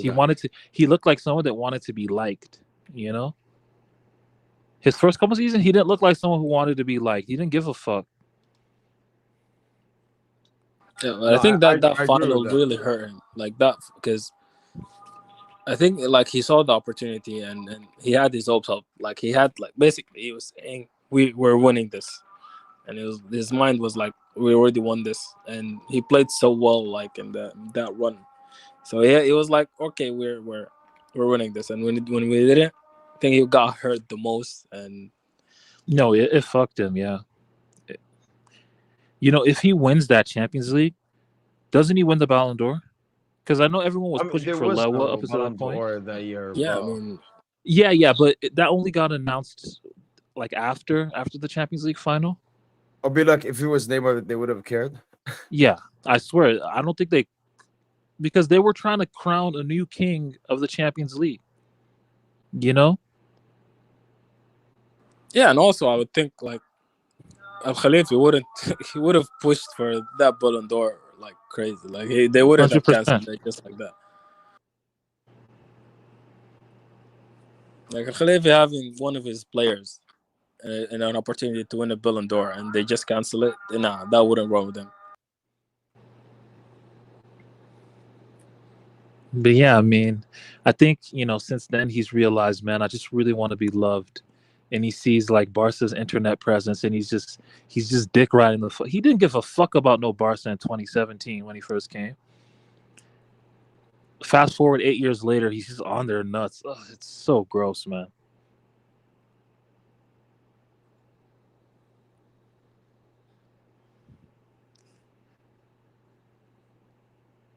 Yeah, I'm gonna be that. I'm gonna be that guy now. I'm gonna start this anti-Neymar agenda, man. Oh no! I mean, Yeah, I'm gonna start that shit. I mean, I'm gonna start that shit. listen, I don't care because Neymar is irrelevant in big 2025. So, like, if you want to play that game, I don't care. Like, I mean, he's irrelevant in a footballing sense, but I mean, in terms of like legacy and all that, like he's still okay, he's still the most influential footballer, at least amongst Gen Zs, like the Gen Zs. Yeah. And it's not even close, to be honest. So because of that, you know, man, like PSG fans just be dick riding him, bro. Like, no, I think I mean, I think like fucking what's it called? PSG report. Like PSG report. Like, remember when he posted that quote of like Neymar saying my peak was at PSG? Why the you don't even need to post that shit, bro. You're just posting that shit just so PSG fans can just slurp him like in the comment section. It's just gross, man. Like, everybody fucking knows that. Like, we don't need Neymar to tell us that. No, well, I mean, a lot of people go and say that his peak was at Barca. Yeah, but like, no, I was like, I think if you ask most PSG fans, I mean, non-PSG fans, I think a lot of people go and say that, yeah, his peak was not away. I don't think people respect how good he actually was at PSG. I mean, he himself said it. Well, exactly, which is why it actually made the rounds.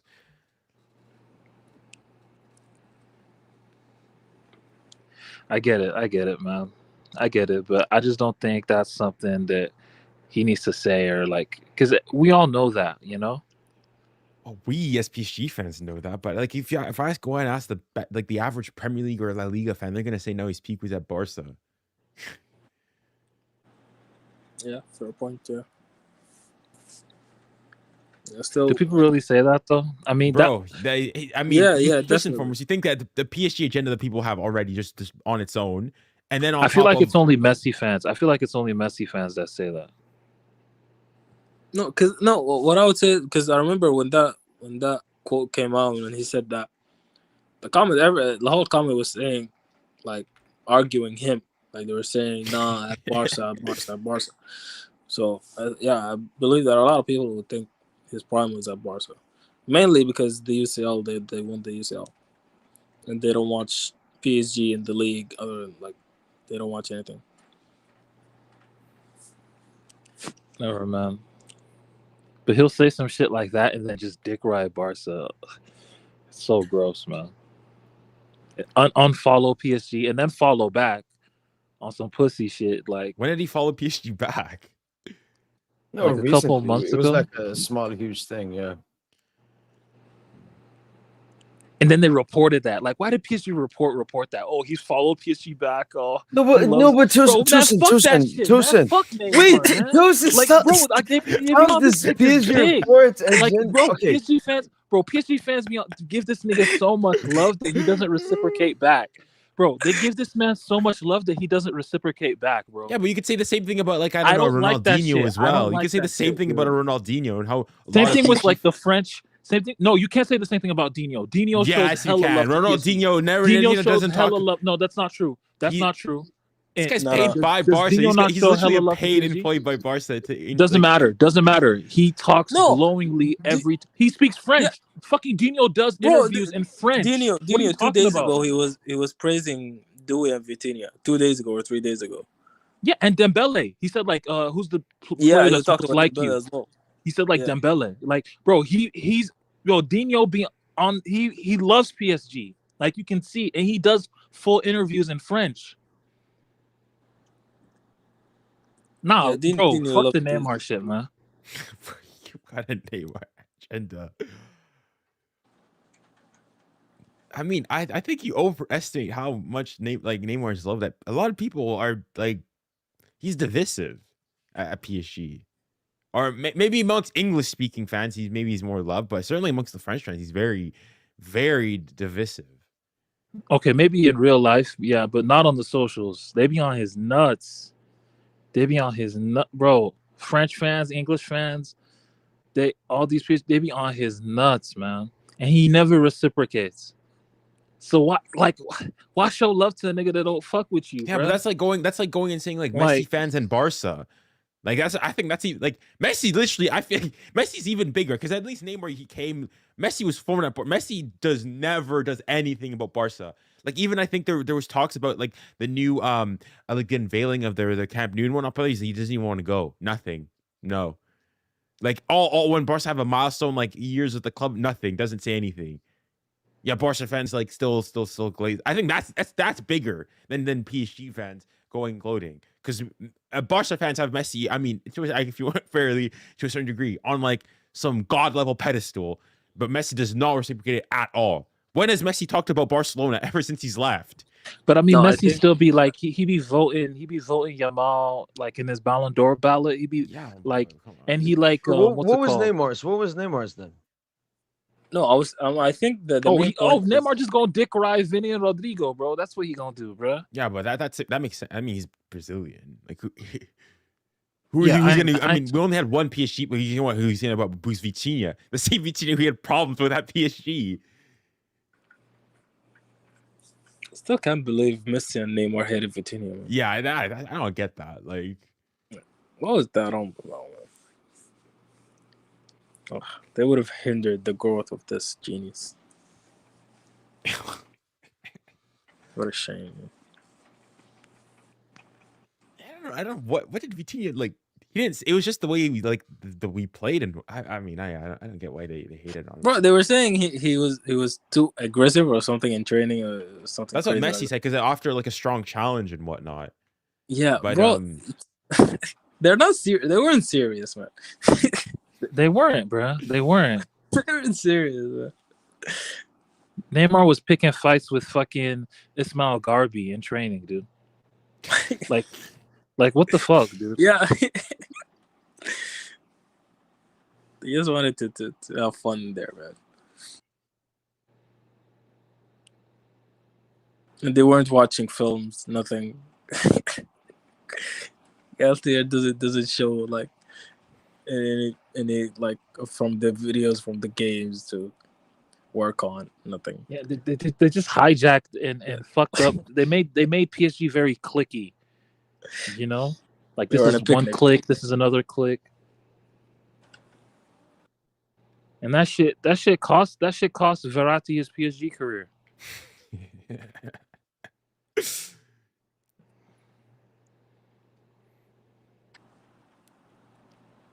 Tosin, I have a question. If Vitinha scores a goal in the Champions final to win it, is he better than Verratti at PSG? Honestly, though, like player for player, like Vitinha will never be better than Verratti. But in terms of like a legacy, I mean, he could potentially have a bigger legacy. I mean, especially if he wins the Champions League. I'm sorry. I think that what you said is just nostalgia basis. Verratti's really good, but saying never ever. So, like, Yeah. what's Vitinha's best performance? No, I'm not saying now he's better ever or- performance. but I will say that Actually, I have there this is an video. opportunity. I have this video of my favorite Verratti performance. Would you guys be down to watch it? I made this like 4 years ago. Yeah, Sure. let's see. Because it's like I don't think Vitinha can be on this level. Like footballing wise, I just don't think he could be on that level. Can Vitinha reach Verratti's level? I don't think Like- so. Vitinha's already 24, 25. Like he can, continue improving his performances. But like ability wise, I don't think he will ever be a better player than Vitinha. But Junior, you're obviously talking about that word that I hate, which is legacy. And yeah, I think if this team wins one Champions League, maybe even more than one Champions League, obviously they would. It's like Barca. Barca, when you mentioned the players with the most legacy, it's all post 2005. It's the Xavi, Iniesta, Messi. So obviously the legacy will always be tied around the players that were there at the most successful time, obviously. So yeah. So I think Vitinha, Dembele will have a bigger legacy than Ibra, Mbappe, and Neymar. Vitinha will have a bigger legacy than Thiago Motta, Matuidi, and Marco Verratti. That's just how it is. Well, better? No, I don't think he will ever become better. Yeah, like I can't say like Neves is the one. I qualitatively. think maybe Neves. He's still young. But even Neves, no, I don't know, Tristan. You know why I wouldn't like? I would say there's a like it's too early to say because 2 years ago, it was a completely different Vitinha. Like some of the things that he's doing now, they weren't there back then. Yeah, I And mean, he's still 24. The Like- thing No, is, yeah, like, but we're talking about ability and performances. Like, yeah, his you need to just performances hasn't watch, improved, like, but he's still like- the same player. Like, Verratti is a line breaker. Like Vitinha is not that. I don't think he'll ever be that. I think they're different players. Like- Like I don't. Like Verratti, like it's like he had eyes on the back of his head. Like some of the actions he would do on the pitch were just ridiculous. The back heel passes to play players through, like the way he would turn as a pirouette in and out of pressure. Like Okay, he was what I doing would say shit is that like like if you you would never. okay, go on. He was just doing crazy shit, man. Left foot, right foot, the way he would break lines. It's not like he'd break lines for the sake of breaking lines. He would break lines to where the passes were just perfect for the receptor, whether it's Di Maria between the lines, Neymar between the lines. Like Verratti was like my favorite Verratti performance is his performance in the Coupe de la Ligue final against Monaco 2017. Like I don't think Vitinha qualitatively could do what he did in that game. Like oscillating between the 8, the 10, the number 6, 2 assists. I think he had like 2 assists in that game. Like the way he just played, he had eyes in the back of his head. He was just another level. Qualitatively, he was just another level, dude. Like Vitinha is very good. He can dictate the game, but he's not Verratti, dude. Like Verratti is like I only put Modric ahead of him in terms of like the art of playing the central midfield position. If we're talking like the last 15 years. Okay, but even if you like, okay, you're saying Modric. Most of like Modric's big games and best performances were after he was 30. True. You think so? No, 2014, 2015. How old was No, okay, no, yeah, you're I'm right. sorry. He was born in He's 8. like When 40. he joined, Like that's he the thing. Like joined, he joined Modric. Madrid. But see, He joined Madrid Modric 2012. He was 28 or 27. Yeah. But I think So- with Modric is that Modric is more athletically gifted. Like, look at the size of his calves, man. Like, Modric Yeah, is but- more athletically gifted than Verratti. Like Verratti, he has Yeah, a but smoker what I'm lungs. trying to say is like okay, if you're like there are some specific stuff that are of course Verratti is definitely better than Vitinha, but as an overall ability player, I still think there is a chance that Vitinha would reach that level. Like, what does Vitinha have over him on a footballing level? Maybe like ball striking. Like he's like more of he can score goals. Like that's really it. Yeah, think he for can- now. The way he can control that's the what No, I'm game. for saying. now, like As in, You're talking now. so if you're you're talking saying now, that of Vitinha course, will like Verratti- really. You think Vitinha will like really progress Yes. to the point where he's like. Vitinha Yes, can I definitely be the truly best believe so. midfielder in the world. He can be the best. He can. so like if Vitinha But- were to go and say, win like a Ballon d'Or, or finish like top 5, you're still saying no. I'd still say no. Like, for example, Rodri won the Ballon d'Or. Rodri is not Verratti. Like, please. like like Rodri's not even if even he wins the Ballon, Busquets. what does that have to do with ability? That doesn't just say is about the whole overall quality of the year. The Ballon d'Or thing is not really. So okay, so are you No, saying Vitinha I think can so have a like, bigger just year than intrinsically Verratti. Yeah, he as a can have a player bigger is what you're year. saying, sort of. Yeah, as an effect on the field and Like just stuff as a like footballer, just footballer as in what you can do with the ball, that's it. Then yeah, I guess maybe not. How else do we look at football? What else do we okay. see? Okay. In that sense, I mean, because like in that What sense, makes Fabian Ruiz a better football player than Jude Bellingham? He's a better football player. He's a better football player. He impacts the game in a better way, in stronger ways. What makes Desiree Doué a better player than Lamine Yamal? He impacts the game at a higher rate. Desiree Doué better than Lamine Yamal. He impacts the game at a higher rate. No. Let's relax there. They're both very good. They're both very good. They're both very good. Listen, you didn't just leave me. You're against me now, man. No. Mo. I think You know what? I think you have a serious serious dogmal. No, genuinely, for the past 2 weeks, I've been watching some Barca games, all PSG games, and every single time I'm like, wait, Doué's actually better than Yamal. Is he having a better season? No, because Yamal has been doing it since the beginning of the season, despite bad patches. But You know I think what? Desiree Doué is a better. You know football what? player. Yeah, I'm joining you. I think Doué is better than Yamal. Yeah. What I would give Yamal is playmaking.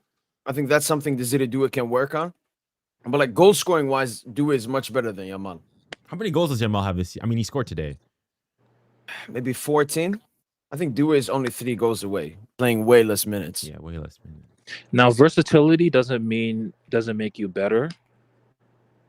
So I think Vitinha is Doué is more versatile than Yamal, and back to the Vitinha conversation. Like Vitinha is probably more versatile than Verratti. I'll give you that. Like Okay.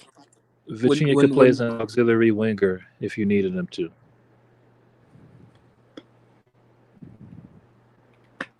I think when the time comes and then we open this conversation again, okay, and we talk about the effect that Vitinha have on the field and on the pitch, technically and everything, there will be a time when this conversation will be had. No, Not now, look, but it's the I same truly thing. believe It's there will be a impossible. time. Even Doué, how he's performing, he will never be a better player than Neymar. Vara will be never better. Never is crazy. Like for example, Never's like crazy. Never. Neymar is just that. No, listen. For me, I am like the number one Neymar defender. Like for me, Neymar is the third ever best player to play association football. Now, could he have like? Because you think Doué's only 19? No, I think it's very Doué does difficult. not have but Doué doesn't have the explosive. He's not as explosive as Neymar. That's already like he doesn't have. Like you need that explosive. Like to be the best. Like you kind of need that explosive element as well. Like Doué will never be Neymar. He will never be Neymar, dude. Yeah, I think like, on a footballing there's level. Yeah, because Doué, like with Neymar, what he was doing, it felt like he was gifted. Like you could see the way that he was seeing the game and just how he's actually performing these skills and doing them. Like there was something there, and you can't see that same thing in Doué. Doué has the flair and everything, but that same like gift, it's not there. I get that, but I can see that what you're talking about, Verratti. I can see something in Vitinha that can be reached to that level.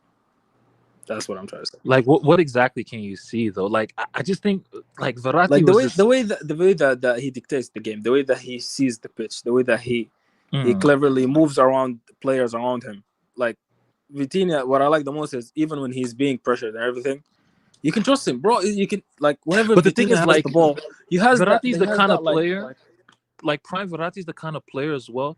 He has the footballing IQ, and Verratti can get the ball. But IQ just comes. Verratti will take the ball in his box, and he will take you on. And like I remember another player talking about this. I think his name was Maggette or something, some Irish player. He talked about a friendly they played against Italy a couple years back, and he said the first time he went up against Verratti, he typically when he presses a player in the box, they try to move it quickly. The first time he pressed Verratti in the box, he actually sized him up. He sized him up in his own box and went past him. He said he's never seen anything like that. Like there was just a different, like there's just shit that Verratti was doing that was just like absurd. Like you shouldn't even be attempting to do that shit. Like it's like Yeah, it's but like audacious. okay, You know what I mean? Like, 2 years ago, okay, what I would say is like when Vitinha had the ball in his feet, like he wasn't like this confident, okay. He wouldn't try and dribble from the back. He wouldn't try and turn 3 or 4 times. He wouldn't like scope the field this much. You know what I'm saying? Like with time and experience, like all the things that you're saying now comes with experience. Like the way that No, you're but talking about but you see, but like Verratti had this shit from young, dude. Verratti was doing this at 19, 20. Like people forget how good how good he was too in his early 20s, man. Like he was the best midfielder from the moment he joined the team, honestly. okay, give me like the way what you said right now is him shielding the ball or like on his half. That's just, I feel like that's just Vitinha can do that. He just need a lot of Bro, like just as a experience. line breaker, like he's on another When level you're as a saying line breaker, are you not like seeing that in Vitinha? Like, can't you not see no, Vitinha? Vitinha's a bit more horizontal than Verratti, dude. Verratti is like Verratti not But he can oscillate between the short game and the long game. He'll play long balls in behind the defense, like pinpoint. Like his passing quality is passing quality. I don't think Vitinha's on Verratti's level. Just passing quality. Do you think? Would you agree there? right now, yes, but like you can see how he's improving on that. Like Even a Verratti year at ago, 24 like versus okay, a year ago, Vitinha long balls, he wasn't that accurate. In today's game, he played like I think 3 long balls to Hakimi, and you can see he literally like yeah, he but was those are there. just you're talking yeah. Like there was one he played today that Hakimi, if he had a better first touch, he's probably through. But like Verratti, Like he would do the that. base is there. What I'm trying to say. Yeah, but in terms of like timing, rhythm, like Verratti just had that Yeah, in but his. that It shit was just comes with there. experience, bro. You get what I'm No, saying? but That no, shit he comes had with that shit from the. experience. But that's the thing you're saying with experience. Verratti had that shit from day. He had that shit from day. Like he wasn't had it. like okay, I get what you mean, but it wasn't to that level. It wasn't to the level that like No, it was, bro. Go look at Verratti Chelsea 2015. How old was Verratti then? Verratti was born in 92 or 91. Verratti was what, 23? Vitinha is what, 24 now? Like Verratti had this shit from the begin. Bro, Verratti had this shit early. Like he had this shit early, G. Like I might go back and check what you're talking about exactly. Okay, but I can't see that. Like there are some things, of course, Verratti is definitely way better at, and there are some things that I would give to Vitinha. what More Vitinha better is, than Vitinha better ball striker, Vitinha way better stamina, better athlete. Vitinha is a striking better ball. athlete in general. Yeah, you see, like these Vitinha more things will tactically, cover for other things Vitinha that more Verratti was calm. good at because we're not replicating. Yeah, Vitinha is more Like when it versatile. actually comes He's down, more versatile. Like, when it actually comes down to effect on the pitch, I think the time will come when you feel like Vitinha's effect on the pitch is reaching to the level of how Verratti's effect on the pitch. Dude, Vitinha is our most influential player, like alongside like Dembele, and like Vitinha's there. Yeah, but I'm saying but the thing is like, okay, so like the technical technical leader in midfield, Verratti, technical midfield leader in attack, Neymar. Today, technical leader in midfield is Vitinha. In attack, it's Dembele. Like both on an individual level are just lesser, dude. Qualitatively, they're lesser, but I don't know. Like we're just a better team because we have better pieces. Like the latter team, they just have way better pieces than the former. That's just what it is. Yeah, I would say the main difference, Tosin, is the wing backs and the midfielders next to Verratti / Vitinha. It's Kerr, Juan Bernat, Idrissa Gueye, and like Marquinhos playing as DM compared to Joao Neves, Fabian Ruiz, Hakimi, and Nuno. Like that's the main. And Verratti's Verratti creativity. had games without himself. Like I don't even understand this debate. Like if you've watched Verratti, especially in his prime in big Champions League games, and you've watched Vitinha, you love both, you rate both, but Verratti it's another level. Like I think that's clear for everyone. As you mentioned, Tosin, the only thing I think Vitinha is better at is ball striking, like shooting wise. Everything else, Verratti is better at. So for Vitinha to become a better player than Verratti, he has to become a different player. Like the qualities he has now, even if he improves on them, I don't think he will be better than Verratti. Like defensively, Verratti was levels ahead of Vitinha. With the ball, I still agree there, better. yeah. Passing, still better. Dribbling, still better. Ball in a tight area, still better. But I don't want to take anything away from Vitinha. Vitinha has shocked me with how consistent he's been in the Champions League. Like I saw a picture of all of his recent Champions League games. No, This one Vitinha's right our here. most influential player. He's our most Like influential player. look at this. Look at this, man. He's basically being our man of the match in every single game. Just calmly. The thing I like about Vitinha, he never has like an off game. Every single game is just Vitinha.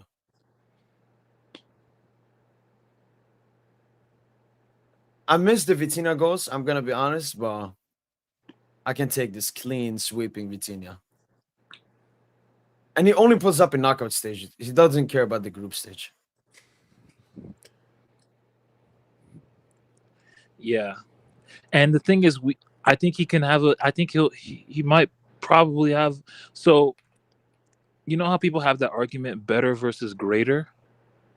He might great have is a like he might be legacy. a great. Yeah, he might be that.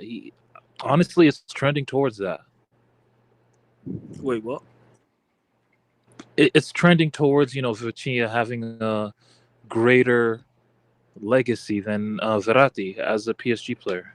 I mean, it's trending towards that. Oh yeah, but like that's like as Mo said, like legacy just depends on titles, and Yeah. as it's known, PSG's legacy depends on the UCL at this point. So, but I think like the most praise, like when we win the UCL, with this team, the most praise will be at Lucho.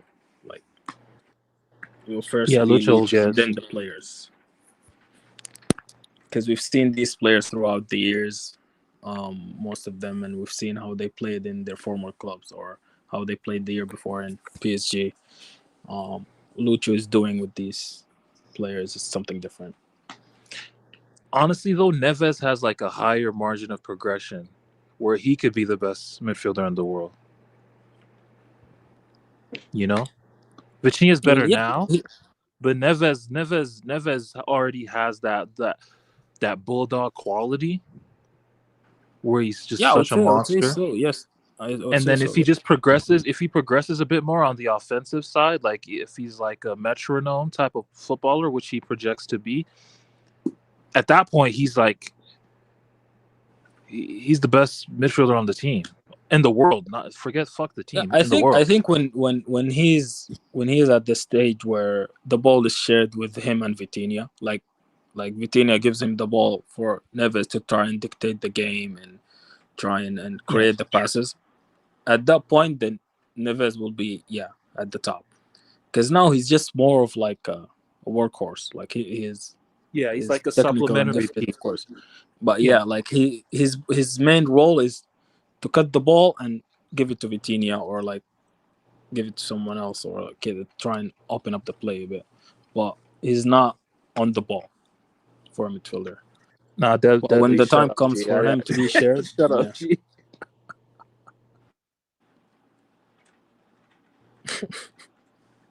But no, like I mean, Neves definitely projects to be that, man.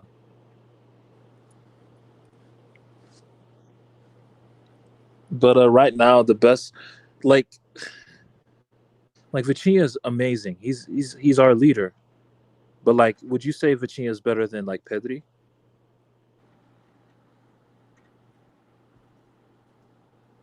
Maybe not Pedri, but it's not far. Like I this think season, it's a conversation. Honestly, it's a conversation. I would say it's a conversation. It's a conversation for sure. I just think Pedri is Yeah, I just think Pedri, he's on another level. Like the way he manipulates the ball, like, and he's just more of a line breaker.